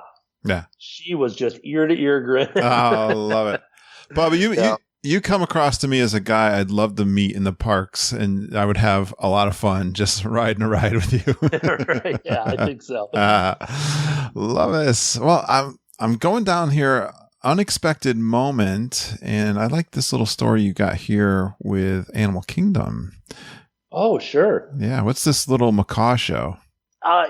So I had heard about the macaw show, and it's just a little bit that they do with them, and I never knew where it was or when it was. I didn't plan on it in any way, but I always thought it would be kind of cool. And we were walking into Animal Kingdom. There was a photo pass shooting towards the Tree of Life, and it had a pretty decent line to it, but we really didn't have anywhere to be. I think we had a fast pass for Everest that was a half hour away or something still. Yeah. So we just kind of decided, let's wait in the line for it. And it was tough because it was just blazing hot that day. Yeah. And Animal Kingdom's a tough place to be when it's blazing hot like that. And we were out in the sun. So let's wait. And, it was one of the longer waits that we had for photo pass shot. The second we got done, all of a sudden, it was right where this macaw show started up, and they came out. It's not much of a show. It's just a couple minutes, and they fly out, and they tell you a couple facts about the macaws. And there's a couple birds right there, and, it's fascinating, and it's cool to be that close. And all of a sudden, they're like, 2 macaws is great, but what about a whole bunch of them? And, I mean, all of a sudden, 20 of them come flying out from behind them there, back by the Tree of Life. Wow. And sail up and fly right over your heads. And I'm not kidding. That was the most magical moment of the whole trip for me. I got goosebumps, and I even had a little tear in my eye. I was just so touched, and I've always been a bird guy. I've been, I'm fascinated by hawks and things like that. And so to feel the wind and feel that, when they flapped right above my head flying over me, and they're just so beautiful and so colorful that it was really touching. And I had a moment. Sounds like it. I'm loving this. And so this is not the Flights of Wonder show. And this is, this is just like kind of ad hoc. Exactly. Just a little couple minute thing that they did. And I had this experience over in Africa in that Harambe market area. They did I walked out. I don't know. I was coming from maybe the Lion King show and come around and like, hey, wait a minute. I kind of walked into the middle of a little mini Flights of Wonder show. So nice. It sounds it's similar. Amazing when that stuff happens, that it's just right place, right time, It's I'm glad to hear this. I think that's what made it so magical for me was that's why they do it. That's why they do it, to surprise people and guests. Exactly. It's something when you've planned and made all these plans for 185 things to do for the whole week that you're there. And then all of a sudden, organically, this amazing thing happens. And it just takes on a whole new feel for you. You're confirming our number one tip, Bubba. Remember what we said, that you got to have a plan, but be able to flex from that plan. And absolutely. This is the perfect example of it. Yeah. And that's, we really did stick to that. And it's one of the things that I discussed with other people, that I try not to be very active on Disney Facebook pages. I think a lot of people answer when they don't necessarily have the best answer. They just, want to be involved. And I try not to do that. it being new, and this was our first trip, there's not a lot of things that I feel like I have some really valid input on, other than when people ask about, their first timers and they're trying to discuss what's the best tip that you have. And that's the one thing that I send to everybody is plan, have all kinds of plans, but then be loose on game day. Yeah. Just, be have an arsenal of things to do. And I think it was really beneficial for us to, at any moment I could call upon all these things that I decided in the past, like maybe we could do this then, maybe we could do this then. Yeah, exactly. And plan B sometimes is the best plan, right, dude? Absolutely. And that's how we hit all 4 parks in the one day, I mean, I never, somewhere in my research, I knew that walking to Hollywood Studios from Epcot would be faster than the boats, and all those things that were just in the back of my head. Like once upon a time, there was a whole plan to walk to Ample Hills and hit the pizza window and then go to Hollywood Studios. Well, it didn't work that way, but it worked in a better way for us at the time. And being armed with the ability to call audibles and take a left instead of a right. I love this. That happens to be working out. I love your description. I love your description. You're spot on. Yeah, and I see a lot of people that, are really rigid and trying to do this and trying to do that. And like you said, you're never going to do it all. Yes. You're never going to do everything that you want to do. So don't try, just have a good game plan, but then be flexible and be ready to do whatever suits you at the moment. Amen. And so I love to get your perspective on this next question. I like to ask this of all our guests, but especially for a newbie. What, you saw all the hype, you heard us all bragging about this place, Disney World, and did you find anything that was overrated? Dole Whip. And I love your response because I'm a citrus swirl guy, although I know I like Dole Whip. Okay. But I mean, we didn't get to citrus swirl. All the Dole Whip people are going, Bubba, I was liking you up until this point. It was good. It was fine, and Savannah got one with rum in it, and I had just like a float, and it was good. It wasn't it wasn't bad by any means. I think it's the most, why I think it gets talked about a lot, because there's not a lot of places. I mean, I think you can find it. We see people posting pictures that, I found a Dole Whip in East Michigan, but the local zoos or whatever. Yeah, but I kind of having fun with this one. Yeah, I really did. I thought it was good, and she said to me, she goes, I think I need to try one without the rum. Yeah. And I said, I don't know. I think we need to get out a citrus swirl going on. And next time, let me know which one you like better. Oddly enough, the one thing I talked about, the one snack I talked about more than anything else was the Peter Pan float. Oh, yeah. That was just top of my list of what I wanted. Yeah. Did you Never got it. Oh, you didn't get it? Oh, doggone it. Now Mom loves that one. That's a Mama love one there for sure. And it's kind of a newer one. Do you think you like tart better or sweet? Because they have a lot of different, sweet is kind of the Dole Whip, and I think tart is more of the citrus swirl. I think I'm a tart guy. I think I'm a citrus swirl. All right. We never got there to get that as well. We're going to take care of that next time. Absolutely. It's trust me, it's on the Well, now we've ridden everything we really wanted to ride. Yeah. And so I feel like next time when we go back, food is going to take the front seat on this one. The must-do list is going to have lots of snacks and exactly foods in different places. I love it. So you had one attraction on your overrated. Tell me what it is. Dinosaur. All right. How come? I don't know. I was kind of looking forward to it. I watched ride videos on pretty much everything. Yeah. And I don't know why, but I felt like Dinosaur. I felt like I was going to love it. Like I watched the ride video and I really thought I was going to love it. Yeah. But I really didn't. It wasn't immersive for me. It was very just herky-jerky and kind of, I felt like I was on a ride. Yes. Yeah. It definitely rocks your brains around pretty good. Yeah, exactly. Like I feel like there's other, what I mean by that is like, when I'm on Splash Mountain or anything else, like I feel like I'm totally immersed in the world. and I'm caught up in all the displays and the interactiveness of the ride itself. But this one, I felt like I was just on a ride, and I wasn't buying into the story. And okay, great point, though. Yeah, you're comparing. Splash Mountain's my favorite, so yeah, that's so true. Top so of my true. list as well. So true. And okay, the more fun one is underrated. What'd you find that really was underrated for you? Rivers of Light. I love hearing this. Yeah. I think I know why, getting to know you now a little better. But tell me. It's beautiful. I mean, it's absolutely stunning. It's gorgeous. And I think it's, I don't know, it kind of gets panned by a lot of people and a lot of reviewers. Yes. Kind of give it the old poo-poo. I think it's because you're an animal lover. Absolutely, and that's a huge part of it.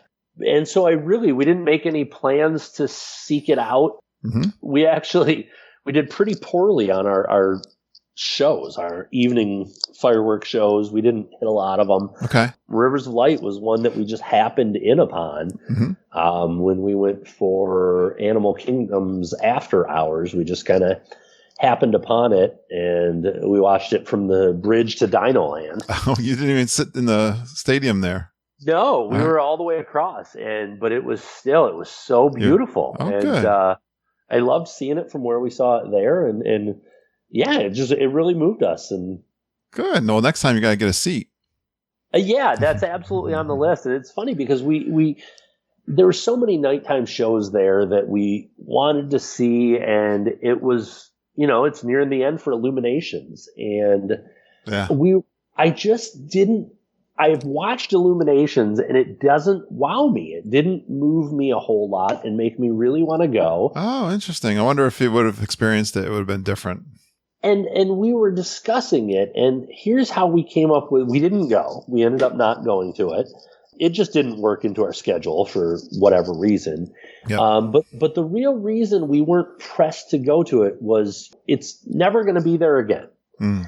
And I think a lot of people love it for nostalgia reasons, that they went and saw it 10 years ago and they still see it, and they go every time they go. And being our first trip to go see something that is a guarantee not to be there next time. Mm. I just didn't feel that. Okay. I felt like, if we go and we love it, we're going to wish it was there next time and the time after that. And I'm kind of in the camp that this is opposite of my wife. I'm with this one. I mean, it's been there a long time, so we're ready for something new. Sure. And I know it's going to be spectacular, probably just like we've always loved the Illuminations, and so I think we're going to be okay. But there are some definitely diehards that, but I don't know. With Illuminations, it's been there a long time. We're ready for to give it a change. Right. She had a hard time when Happily Ever After came with Wishes. Wishes was a huge emotional draw for folks. So that one was harder. All right, I bet. Good perspective. Well, you did do some extras. Did you have a fun extra that you did? Yeah. What did we do? We did Magic Kingdom and Animal Kingdom After Hours. Yeah. How did that work out for you? Because I think the After Hours, they're a ticketed event, right? And you get some more playtime. Yes, absolutely. And that's, that was probably our favorite.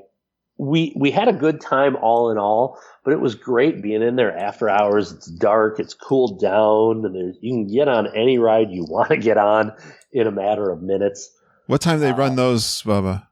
Let's see. The Animal Kingdom was 9 to midnight. Wow, yeah. Then Magic Kingdom was 10 to 1 a.m. So what'd you do in Animal Kingdom after hours? Because that's kind of new. It's kind of new. The olden days, it wasn't a nighttime park at all. So it's kind of cool that you can do that. Yeah. Oh, did you see Pandora then at night? We did. Yeah. That's what first thing I was going to talk about was we got to ride everything. We rode Flight of Passage 3 times. We rode Everest 3, maybe 4 times that night. Did Navi River, which was fun and we liked it, but we really spent some time walking around Pandora at night, and it's so incredible. And those bioluminescence, it's just so, everywhere you look is something incredible. Uh-huh. And you can just pick a little tiny path that runs this way, and we just meandered around and probably spent half an hour just walking through Pandora and looking at this flower and that flower and this little thing, and it was empty. Oh. I mean, it was so incredible to be in a land so spectacular. Yeah. Oh, yeah. And to not see people. Yeah. Yeah, it was great. Yeah, I love those moments, and definitely the after-hour events are the ones where you'll get that. You're walking out of the place, and there's like nobody there. It's so cool. Yeah. There's an eerie feeling and cool feeling about that. Yeah. Right, and it was fun because that was our first trip to Animal Kingdom. Okay. Oh wow. Wow. Yeah, and so it was interesting Animal Kingdom was the park I knew the least about in terms of the geographic layout and whatnot. Savannah was really impressed with my knowledge of pretty much all things Disney. You know, we'd walk into a park and I'd say, "Oh, Soarin's over here and Test Track's right here," and she's like, "How do you know all this?" And it was just kind of sank in from all my research. I love it. But Animal Kingdom was probably the one I knew the least about in terms of layout. And so it was a little difficult to find our way around in there at night, being our first visit. Yeah, I can believe. Yeah, for sure. Yeah. Yeah, like all the signs that say Africa this way and Pandora that way aren't so well lit at night. Yeah, it wasn't made for nighttime, so I don't know. No, absolutely. But so that was about the only time that we really relied on My Disney Experience in any of the parks to help us get around was there. But we found that really useful and really easy to use. How was the Magic Kingdom after hours? It was great. It was really good. More time to do more rides, right? Yeah, absolutely. And when we hit Animal Kingdom after hours, we kind of bounced around. We did Everest, then we walked to Pandora, or then we did Dinosaur, then we walked to Pandora, and we went back for Everest at the end of the night. And so we spent some time, like I said, we were walking around Pandora, and so it wasn't like this go where we were trying to get the most bang for our buck in terms of rides, because we were still checking it out.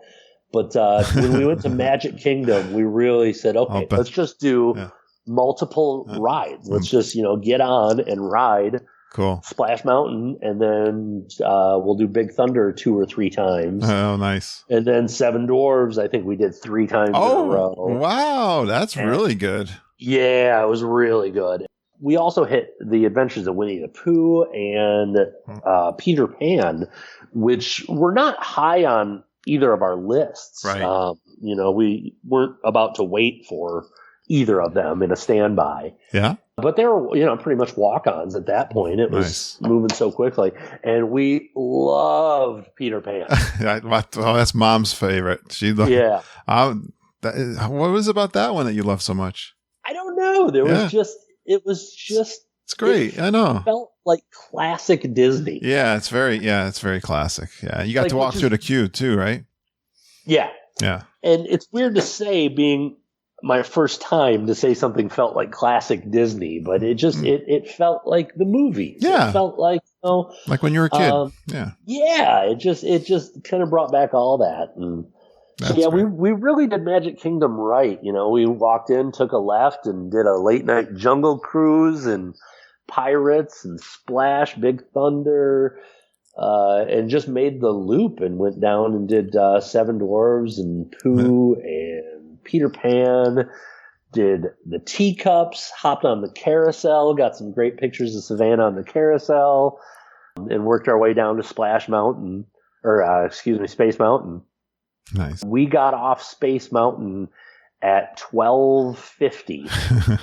Wow. And I quick did a mobile order for some more plant-based slaw dogs at Casey's as they were still open. And we ran up there and walked in the door at 10:50 or 12:59. And they were closing at 1, right? Yeah, exactly. Gotcha. And so we stayed. We were probably there till 1:45 or so. Oh, wow. Eating and just letting the park empty out. And we got some really great photos. Nice. You were there. I mean, they were cleaning up. Looked like the janitors were coming through. Pretty much, yeah. We got some really great. The painters photos. Are coming out. Yeah, where there's just nobody in the background, and nice. Good job. No Photoshop required. That is one of the fun things to do in those late nights, to kind of close the place out and see what it's like. Yeah, in the middle of the night. Absolutely. Love it. All right, we're going to finish. You know what we talk about when there's a story, there's always a hero in the story. There's a guide, and you definitely became the hero of this trip, I can tell. And it was all this planning that you did. So what did anything go differently than you planned, though? Yeah. Well, the last day we were supposed to go to, let's see, we still had a park ticket left and tickets for Mickey's Not So Scary. And I got sick. I fell ill and could not leave the hotel. Oh, what do you think it was? What? I really don't know. It was just, it stomach? seemed like a quick stomach flu. Yeah. Oh, boy. I mean, it was just, all of a sudden I could not leave the room, and it wasn't even an option. 24-hour thing? Yeah, it was maybe 48. Okay. It was a bummer. Yeah. But it was really great because Savannah was a trooper, and she, walked up to the lobby and got me all sorts of smart waters with electrolytes, and really took care of me and wasn't too disappointed. I was bummed not getting to go to Mickey's Not So Scary. It was going to be our last Magic Kingdom day, and so we really probably would have taken that in a little bit more had we known the night before at 1 a.m. was going to be our last time in the Magic Kingdom. Was this your last day that you were sick? The last yes. day? Okay. It rained, though, too? And it did. And it rained all day. Oh, if you're going to be in the room sick, I mean... Absolutely. She opened up the curtains, and I was like, wow, okay, this is a good day to be sick. And if it's not good to be sick. I would be disappointed too, but yeah. Yeah, absolutely. But it's funny because it was the end of our perfect avoidance of rain. Yeah. We had this weather. whole trip. Right. We had a 4:00 reservation for Sci-Fi. Like when I booked it, I was like, a 4:00 dinner reservation. Well, whatever, it is what it is. Well, we want to experience it, so we'll go for it. Well, it started pouring at 4:00, and everybody was just dying to get into these restaurants, and just like let us in. And we kind of got to walk right to the front. We had our reservation already, and it rained from 4 to 5. Yeah. And it was perfect because we came out afterwards, and Slinky Dog was down to a 50-minute wait. Yeah. And because it had just opened back up, and we didn't have a fast pass for it. And so we thought, well, I mean, we might as well. We're here. And so that worked perfectly in our benefit. And the only other time it rained was we had a fast pass for Splash Mountain, but Big Thunder was 25 minutes. And we decided, let's do Big Thunder first. And then Splash Mountain. And the second we got under the covering for Big Thunder, just out of the blue, it rained. It poured. Right. And it poured the whole time we waited. And then we went on the ride, and the sun was back out. And nice. Yeah, well, that's Florida in the summer. Yeah, exactly. In August. So, in all my preparation and concern about bad weather, we missed absolutely every bit of it. And as much as it sucked being sick on our last day, it was probably better than being out there and being stuck in the rain trying to do stuff and getting disappointed for other reasons. So. Hey, I see one here on something that exceeded your expectations. Frozen. Are you talking Frozen? Is that the ride you're talking about? Yeah. Yes, I absolutely loved it. I love that. I wanted to hate it because it took over. I love the countries in my World Showcase, and Mom too. Like the Norway show that was there before they put Frozen, and we just absolutely loved that. So I wanted to hate Frozen, but I love it too. Yeah, I didn't. We watched the movie, and it was all right. We liked the movie just fine. It certainly wasn't our favorite, and yeah, you don't have kids. It wasn't in our plan. This was the only other one that the longest wait that we did was 50 minutes for Frozen. Okay, and it just kind of happened to work out that. Well, I'll tell you the truth. I wanted school bread. But we had just left Via Napoli. As you should want school bread. Or something in that bakery. Yeah, exactly. And so I said, we had just left Via Napoli, and so I was stuffed. All sorts of full of quattro formaggi. Right. I said, let's do Frozen. Let's wait the 50 minutes and do the ride and, see if I'm not ready for some school bread on the other side of it. And really loved the ride. It was really the opposite of Dinosaur to me, where Dinosaur wasn't immersive. Yeah. This really was. Yeah. I really bought into it, and I fell into the whole ride conceptually and thought they did an outstanding job. And it's not the most thrilling ride in the world, but when they spin you and send you down backwards and rapids get going, like it was really fun, and I absolutely had a great time on it. I'm amazed at the Queen Elsa moment there with the big song. Yes. And the timing of that.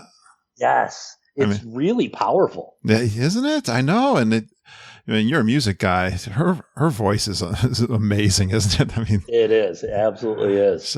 She's stunning vocals. Yep. But I love that. Good to know. All right. Finishing up here, you did a great job planning this. And what would you, now that you're kind of an expert here, Bubba, I'm putting you up there. What are you telling your friends that are going to be newcomers? What's your best tips? I think I touched on it earlier with plan heavy and then be loose. Yeah. And I think that's something that you guys preach, probably where I learned it. And I think it's really important. I saw a lot of people there that were stressing and they were worried and we got to do this, and they had their maps out and Did you wait in a lot of lines? No. Not too bad, right? Your fast passes were really well. You really worked the fast pass system, sounds like, too. Yeah, and a big part of that was Savannah getting involved and loving the My Disney experience and learning and understanding how to modify apps, and she really took that on, and that's important, right? And I was amazed at how, I think the reason I say plan, and then be loose was, I saw so many people, like I was saying, stressing and looking at the map, and we didn't have the maps out hardly at all other than Animal Kingdom. Nice. I knew roughly geographically where everything was, and we were never stressing about getting anywhere. Love it. Good job. Yes. Yeah, but I'll tell you, the one thing I think we did that was kind of interesting was the first couple days we would bounce to a new park at the end of our day. Yeah. Where we started out with day one, we were at Epcot until about 7 or 7:30, and then all of a sudden we looked on the app and saw that over in Hollywood Studios, Rock and Roller and Tower of Terror were down to really low wait times. and this was the moment where we decided that Illuminations, it's not calling us. I'd rather go see Tower of Terror. And you're the definition of full stink, by the way. Exactly. You know that, don't you? Yeah, so what are you going to try to do differently next time, Bubba? Rest, relax, take it easy. I don't know if you can do it. I mean, you could do an intervention. We could. Well, you and me probably should go to counseling for this. But I think you're absolutely right. And part of me can't help but wonder if I wouldn't have fallen ill on Friday. If I'd taken a rest day or afternoon. Interesting. Part of me thinks maybe I just went too hard. Maybe next time you'll try the pool, right? Yeah. We didn't even look at the pool. That's like an inside joke. I always try to get to the pool and spend some time there. My mom's always like rushing me off somewhere. Like I'll be into half a beer and she's like, "Come on, we got to get to the parks," Right. Yeah, one of these days. I have faith we'll eventually get there. Yeah, sure. I would aspire to do that as well. Oh my gosh. Well, you did something really cool. We were chatting about this, and I think you did something to plan ahead for you. You're kind of a newbie, but I was like, oh, he wants to go back, and you took advantage of the bounce back, didn't you? We did. And that's, again, another veteran move on your part, to think that you'd want to go back, first of all, and to plan that far in ahead. So how did that work out? It was kind of, I love this story for myself. Let me tell you my story first, I guess, because I knew you were thinking about doing it, and I knew that you wanted to give us the credit as your travel guide and travel agent. And so I was at work, working I don't always have this heads down stuff, where I don't get any break at all. But this was one of those days where, and my bladder was bursting, and I got up to go, and I saw you sent me a text that you were on the phone with Disney, and you wanted our travel agent number. And I was like, oh God, thank God I just got up and I was able to get that to you in time. But how was your experience calling into Disney for the bounce back? It was great. It was really. It was probably a little trickier than anyone else than a standard bounce back call. We used a travel agent for this trip. Yeah. And everything was fine with this travel agency. Nothing was bad.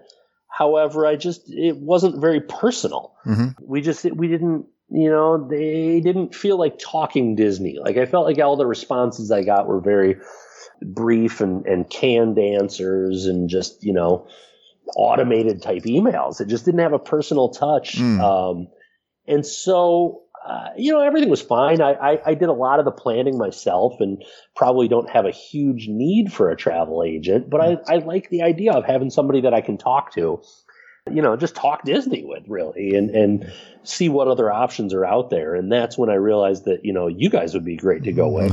Thank you. And I love this feedback. I love this feedback. And it's something I've learned over the couple of years we've been doing this. And I at first I thought our clientele was mostly going to come from newbies because like you said, there's a lot to learn to go to Disney World. And I've come to find it's really what you're talking about is the personal touch. I mean, the affinity they have with our message and our podcasts and our people. And again, just to chat and talk, like it could be the littlest thing, like a pineapple spring roll. Right. Quite honestly is what I'm trying to tell people. And it's funny. I knew that my audience was mostly geeks and that I didn't know if we'd get a lot of clients from the podcast. And what we're finding out is people like you that are enjoying what we put out into the world and they're bringing it back to us.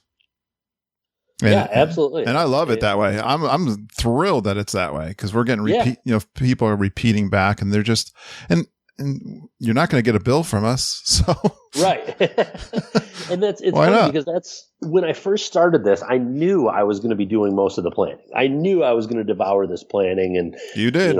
You killed it. 9 months of my life to it. You killed it. Yeah. And the only reason we picked a travel agency was for that reason was it's not going to cost me anything. And if I can help somebody else out there make some money and help their livelihood by doing this, then absolutely. And it became evident that like the thing that I actually did want out of a travel agent is what Mama and Aunt Judy provide. Mm-hmm. And not so much, I don't need somebody to book this and book that. And I need the camaraderie and the family that comes with something that I think you guys provide. So it was really a no-brainer for me, but it I think that's where the phone call to Disney for the bounce back got a little tricky was to, I'm automatically linked to one travel agent. Yeah, we checked that ahead of time too. Yeah, that was a little technical thing we weren't sure about either, but that worked out just fine. Yeah, without a problem at all.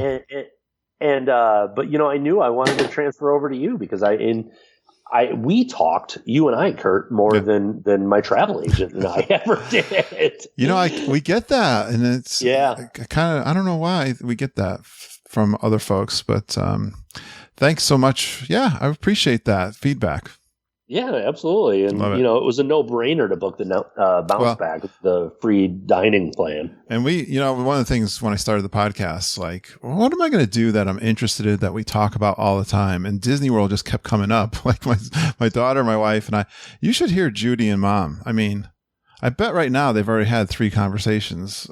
Oh, I bet. They're just on the phone constantly. Last night I was trying to go to sleep at 10 o'clock at night and they were on the phone. So yeah, we talk Disney World all the time. So we're so glad to bring you into the conversation. Well, I'm happy to be here, Kurt. You're awesome, Bubba. I enjoyed this immensely. I'm so glad we could get this done. And yeah, I hope we can even give you more stuff to do for next time. I have no doubt. Definitely really looking forward to working with you guys and just, happy to have you in my corner and be in your corner as well, my friend. Stay in touch. And if you want to tag team those fast passes the day of your fast pass or those restaurant, just let us know. We certainly will help. But that's the thing.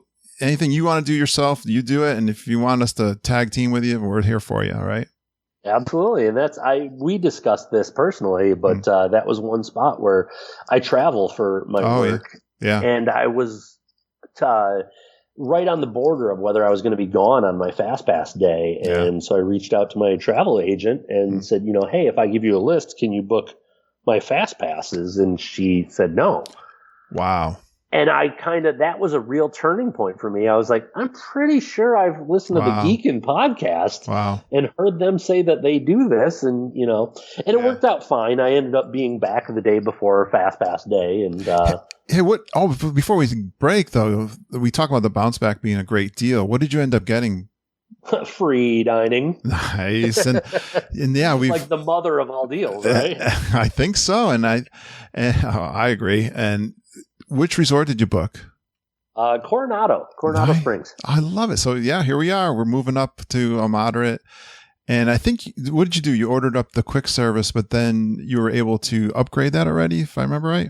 Yep. And so we upgraded to the full regular dining plan. And I think it was it's like $118 or $180. I don't remember what it is, but it's minimal. Mom and I she told me about that. I think you were talking with her, and when we got the transfer and stuff, and both her and I were like, yeah, that's a no-brainer. When I saw it, I saw EJ Cruz posted it, was where I first saw it. And it was a couple days before, I guess it was probably a week before we left or something. Oh, and I was just jumping out of my skin. The amount of addicted I was to planning this vacation, I pretty much was already sure that I was coming for a bounce back. Yeah. But then when you made it a dining plan, no brainer. And that, for anyone listening, that expires in October. They'll probably go back. I'm guessing for next year, it'll be like a big percentage off your trip for a bounce back. But this is a great tip too, that, Bubba was he booked the quick service, but then upgraded to the next level dining. So that's great tips all there for sure. Yeah. And that was one, I wasn't sure You're locked in at this year's price too. Right. Absolutely. And, I feel like it's a great deal. I mean, when I look back if you can plan that far, cause it's like a year, right, Bob? Yeah, September. Yeah, okay. 370 days, Kurt. All right. But who's counting, really? Well, this has been so much fun. Definitely stay in touch with us, all right? All right, man. I appreciate everything you guys do, and thanks for having me on the show. Please stand clear of the doors. Por favor, manténganse alejado de las puertas. I enjoyed talking to Bubba so much. He's such an awesome guy. He's a big teddy bear, all warm and cuddly. So much fun to talk to. Thank you, Bubba, for coming on the show and doing your trip report. Let's stay in touch. And thanks to Megan Dorsey for the intro that she did last year. I've been going back into the archives, pulling these intros, and I enjoyed replaying that one. It's such an awesome compliment to the podcast. Thank you so much, Megan. And I'd love to have some new Geekin' intros. You too can create one for us. It's fun. I can suggest telling you what you can do. All you got to do is tell us your name, where you're from, maybe a fun Disney World fact or a couple about yourself, and then you go geeking on Walt Disney World with Curtis, Lindsay, and the whole Geekin' family. You can email those to me to kurt.stone@geekinonwdw.com. I have been having so much fun counting down the Grand Geekin' Gathering that's coming up this October. I started at my 50-day mark, and now I'm down to 19 days. Yeah, we're in the teens. It's getting there close. Like 3 weeks before we're down in Disney World, seeing all of our friends. It's getting real. Well, in celebration of this epic trip, I've been giving away a Geek of the Week prize. And all I ask you to do is comment on my daily Facebook countdown posts, and you could win a beautiful 8x10 picture of one of your favorite trip pictures. It's been a lot of fun doing that. And this week's winner is Stacy Brown Zito. Yeah, Stacy, she's been really active in the Facebook group, but she also did something really extra special this week. You see, Christy Houston, who's going to be on the podcast doing her trip report next week, she sent me a private message one morning this past week and let me know that she had posted an awareness that October was Rett Syndrome Awareness Month, and her daughter has Rett syndrome. And you know what? A couple of our geeks donated to the Rett syndrome cause, which I thought was really special. And I wasn't surprised. I answered Christy back. That's just the family that we are. So I want to I found out, Stacy, you were one of those. And I know Rob Maderi was the other one. So you guys, and the funny thing was, I know they met and did a Geek Meek in Philadelphia. So that's how they got to know each other. And so that is really special. And so for that, Stacy, I am sending you an 8x10 picture. I'll message you and see what you would like. You got maybe a recent picture, and it even can be from Disneyland, Stacy. I know that is one of your favorites. So I'm looking forward to sending that out to you, hopefully today. Just a couple more weeks, I'll be doing that Facebook challenge, and then we'll be going to Disney World. Yeah, our Facebook group is an awesome place to hang out on a daily basis and get lots of information, get some questions answered. And I would do a couple shout outs to some new folks that have joined our private Facebook group. When you come to our private Facebook group, just search for the Geekin' on WDW family, and then you'll get into our group if you answer a couple of the questions. One of the questions is, what's a topic about Disney World you'd love us to cover in our podcast? So the shout out goes to Ben Robinson, who joined, and he asked, behind the scenes tour of Disney he'd like to hear. Now, I've done some episodes on the tours. I've been a guest on other podcasts talking about the tours. I've been fortunate enough to do several of those. And Ben, the very first one that you should do is the Keys to the Kingdom tour for sure. Start with that one. Hey, if you're a fan of Disney World and the Magic Kingdom, you want to do that one because you're going to get all of the insights that Walt thought about as he was planning Disney World. You'll get some great stories from the cast members that do the tours. And of course, you're going to get down and see the under the ground area of Magic Kingdom, which everyone wants to do. So that's a great tour to start with. And then branch out. We did is it Disneyland to Marceline to Disneyland, I think is the one, or Marceline to Disney World. That's a good one too. They're really fun. There's a family tour there too, and we've done the Animal Kingdom ones and the Epcot ones. But I would start with the Keys to the Kingdom one. I think they're fantastic. I think anyone of our geeks that have done them will tell you the same thing. So that's my tip on the behind the scenes tours from Disney World. Quickly, Greg Gorgon asks, I would like to hear about the Disney dining plan. What's the best use of credits and how to go about tracking them? Now, funny enough, Greg, EJ, Jennifer, and I just recently did a podcast episode on that. It's episode 303. It's titled How to Beat the Dining Plan. So it's perfect. Go back if you haven't listened. I know you're probably new to the podcast, so go check that one out. It's in episode 303, which wasn't that long ago. All right, one more shout out to Kristen Seeley, just joined our Facebook group, and topic she'd like to hear about is navigating the Food and Wine Festival. And that is something, Kristen, I want to do before we do our October trip. I'm trying to put together an episode. I'm probably going to do I was thinking maybe 4 more recordings before I go on my trip. I got to get some ready, and they got to be in the can, so to speak, so I can easily release them while I'm on vacation and don't miss a week. But one of the topics I am going to cover is the Food and Wine Festival. I've got one podcaster who's messaged me. He wants to talk about his recent trip and maybe bring on some people who are looking out there into some of those websites. And we're going to be making some plans. So I want to talk about the things that I want to do while I'm down at the Food and Wine Festival, which is, it's totally awesome. So I'm looking forward to doing that. So Kristen, look out for an episode coming out soon on that topic. And we are getting ready for the Grand Geekin' Gathering this October. It's coming up 19 days. The official meetup is going to be October 27th, 11 a.m. at the Mexican Pavilion. I hope you can come and meet us there.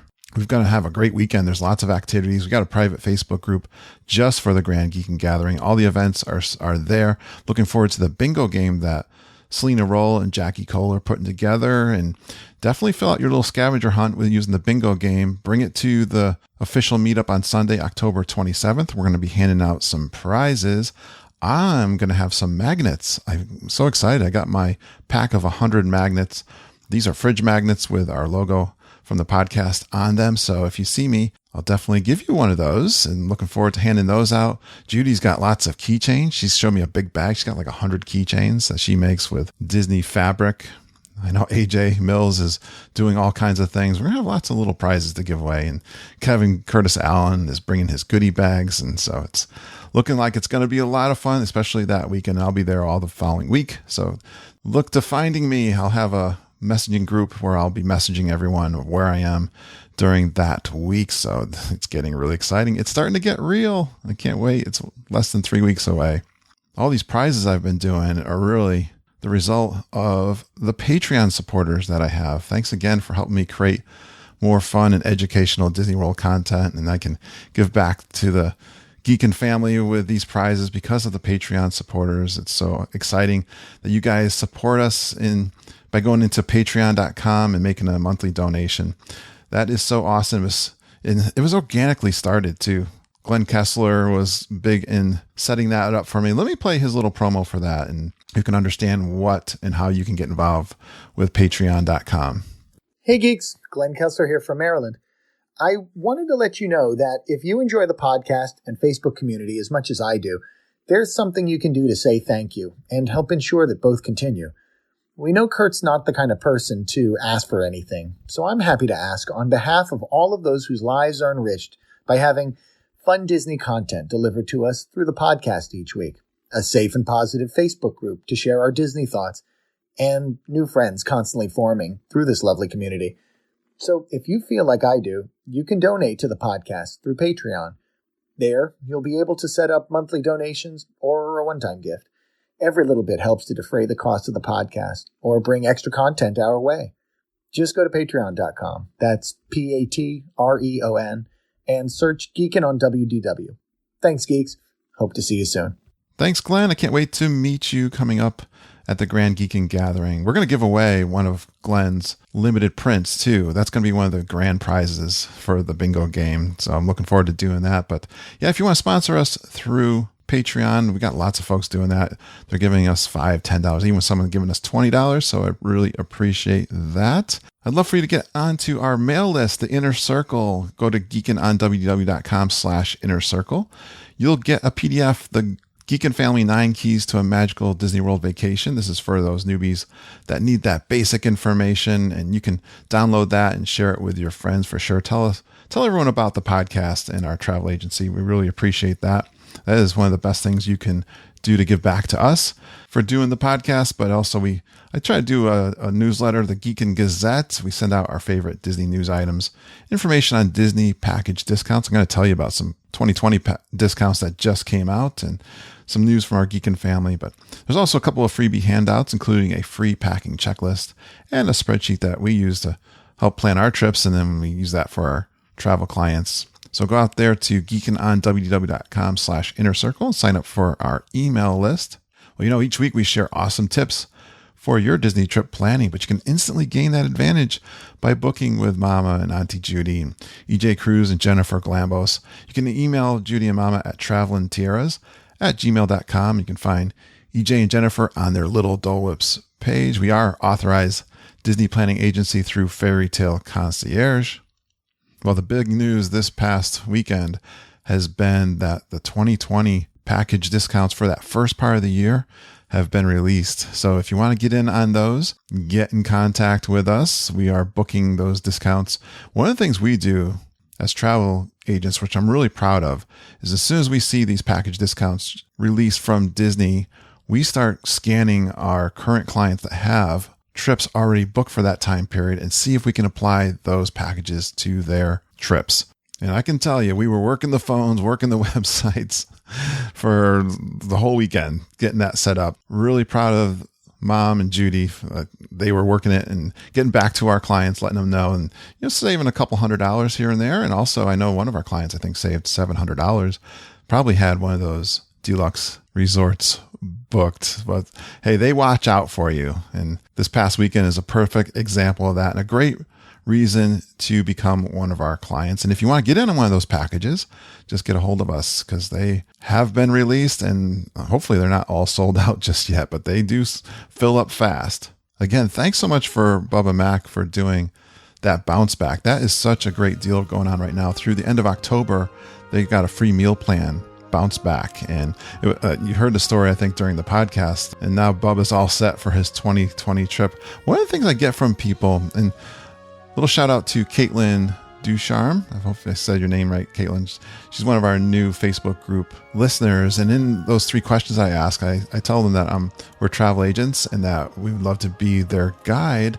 And a lot of people come back to us and say they want to do the planning themselves, which we love and is great. I don't know if people really know that we can still be their travel guide. You can book it yourselves and then transfer that booking over to us and let us just be part of your team.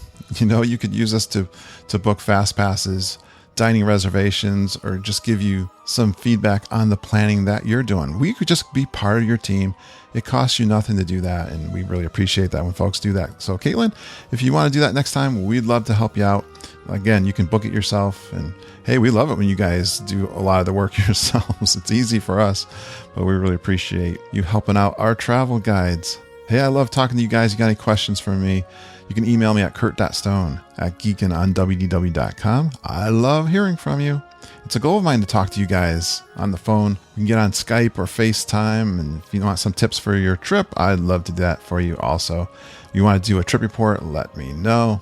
Or if you're a podcaster and you'd love to have me as a guest on your show, just reach out to me, kurt.stone@geekinonwdw.com. You can message me on Facebook too. That's kind of the place I hang out in the social media.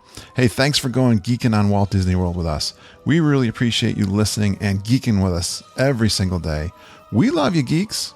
Have a magical day, and I hope all your dreams come true.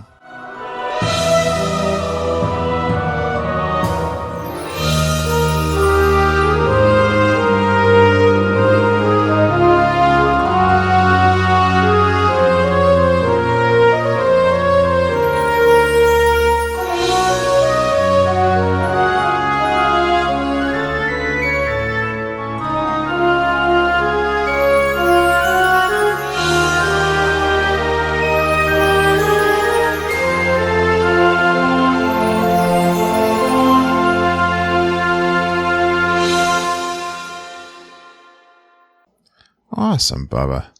All right. I mean, hey, I usually don't use the video, but if it works, where are you located? You're in Massachusetts, right? Are you near Boston area. You're in the Boston area. I told you I went to Bentley, right? Oh, no. Did I not tell you? Yeah. Uh-uh. I went to Bentley. So nice. I know Waltham. My son my oldest son lives in Leominster. He bought a house there last year, and he's getting married next October, I think they said finally. Yeah. So, okay. But yeah, he works in Boston. He works for, Spartan Race. They do like extreme races kind of thing. He's a graphic designer. Oh, really? Nice. Actually, he was chatting with me yesterday. He was at his fiance's family for a barbecue, and, he said he's going to redesign my logo. At least he's going to throw a couple at me. Okay. And he's going to keep it. We took one shot at it, and then Mom and Judy didn't like it. And then so he's going to throw a couple. I guess he's going to modernize it, kind of keep the gear thing. So we'll see. Okay, sure. I'm curious to see. Well, you got to keep the women happy, though. Oh, yeah. They got to like it. Him and I were talking. This all started because a friend of mine at work, he likes Disney World, and he's been on my show, and he saw my logo. We were talking about the show or something, and he goes, you got to modernize your logo. It's been 5 years. You should always make kind of a change. Like, modernize. What do you mean by that? And so I said, I'll talk to my son about it. I told him the same thing, and he's like, yeah, I know what you're saying. We could get better, whatever. He started talking about that, and I was like, I know nothing about graphics. I'm like, right. I said, take a shot. And then I was thinking about it after. I was like, I've got a pretty devoted fan base with t-shirts out there and stuff already. Yep. They might not like this change. Right. But if we keep it in the same kind of style, right. Keep the gears and just kind of tweak it a little bit. I think that, right. Then you've got the fans that have the old t-shirts. They're kind of a classic, and they're, I got the OG shirt, Right. That's what I'm thinking. So, anyways, I'm looking forward to this, Bubba. I hope you have fun with this. I'm looking forward to it as well. Awesome. Let's see. I'm going to grab you did some great notes. Oh, you said was it vegan? Vegetarian. Vegetarian. Okay. Yep. Recently I've had, several people talk about either diet restrictions or vegetarian. I did that vegetarian meat one, and people. Right. I love that. Okay. And so, absolutely as much detail. There are a lot of folks, that to my surprise, because it's a pretty good percentage, I think, that do vegetarian these days. So I think Disney does a pretty good job with that. So anything, yeah, definitely. Yeah, anything you can speak to that. Yeah, how it was for you. You know, how you found, finding options, and of course my daughter has always eaten vegetarian too. So I have a little experience, but if you're heavy vegetarian, I'm probably the complete opposite meat eater. So. Right. I'm like. Takes all kinds. I'm off the rail, dudes. I'm like, I make no apologies about it. That's kind of how I grew up. I think my dad's kind of my dad is like a farming. To tell you how not anti. That's a stupid way to say it. Whatever people do, I'm totally for it. Right. But my dad grew up. He's a different character. He grew up on a farm, so they used to butcher. So, like, talk about opposite. Like, right. they had a freezer full of steaks all the time. So, I bet. All right. I love everybody. I love all the different options. I love hearing about it. Yeah, so it's all cool. It's all cool. Let's see. Go over my notes. Yeah, so I'll be looking at my notes, not even at you. So I'm going to turn. Well, either way, it doesn't matter. As long as the audio comes, the only thing I worry about is the audio to get garbled. So if we get that, we'll turn the videos off. Okay. Yeah, I'll leave that to you. Cool. Let's see. Where's and you're good for time? If we get crazy. Yep. Got my notes. Yeah, I got my wife's at the dog park with the dog across the street right now. So we need him out of here. Tell me. He's a nut job. All right. What kind of dog's he? He's a golden doodle. Oh yeah. But he doesn't. It's weird because he's not gold at all. He's like black mostly. Okay. And gray throughout his whole body. But he's only a year and a half years old. But he looks like he's a 14-year-old mutt. Nice. Yeah, he's a good dog. I had a friend that had a couple of those golden doodles. Yeah. Good dogs. Yeah. Yep. We're dog fans. Except for when they run off on me and I'm about to do a podcast. Jeez. Oh boy. We're usually very professional here, Bubba. Sure. I don't want to... Dogs trump everything, Oh my gosh. Real emergencies. Yep. All right, let's do it. Okay. This is a great show, Bubba.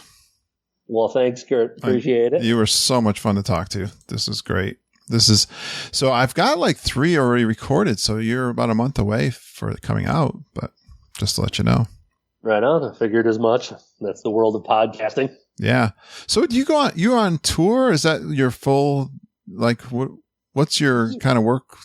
I'm just curious. So I tour, the musician I work for, Ani DeFranco, when she's out on the road, I tour with her and sell merchandise. But when she's not on the road, I handle her online web store. Oh, okay. Yeah, and so it's like a full-time job, even when I'm not out on the road and I'm here in Boston. Yeah, that's a pretty interesting. Such an interesting career. So she keeps you busy all year round. That's yeah, and it's a dream career for me. I've been a fan of hers since like '95. Yeah, how did that all come about? Well, in 2003, I decided that's what I wanted to do with my life. I got divorced. Yeah. And said, well, this is what I really, really want to do. This is what I want to do. I love it. And so I just started asking people how they got their jobs as roadies. There's no roadie school that you can go to. And they just kept saying I was at the right place at the right time.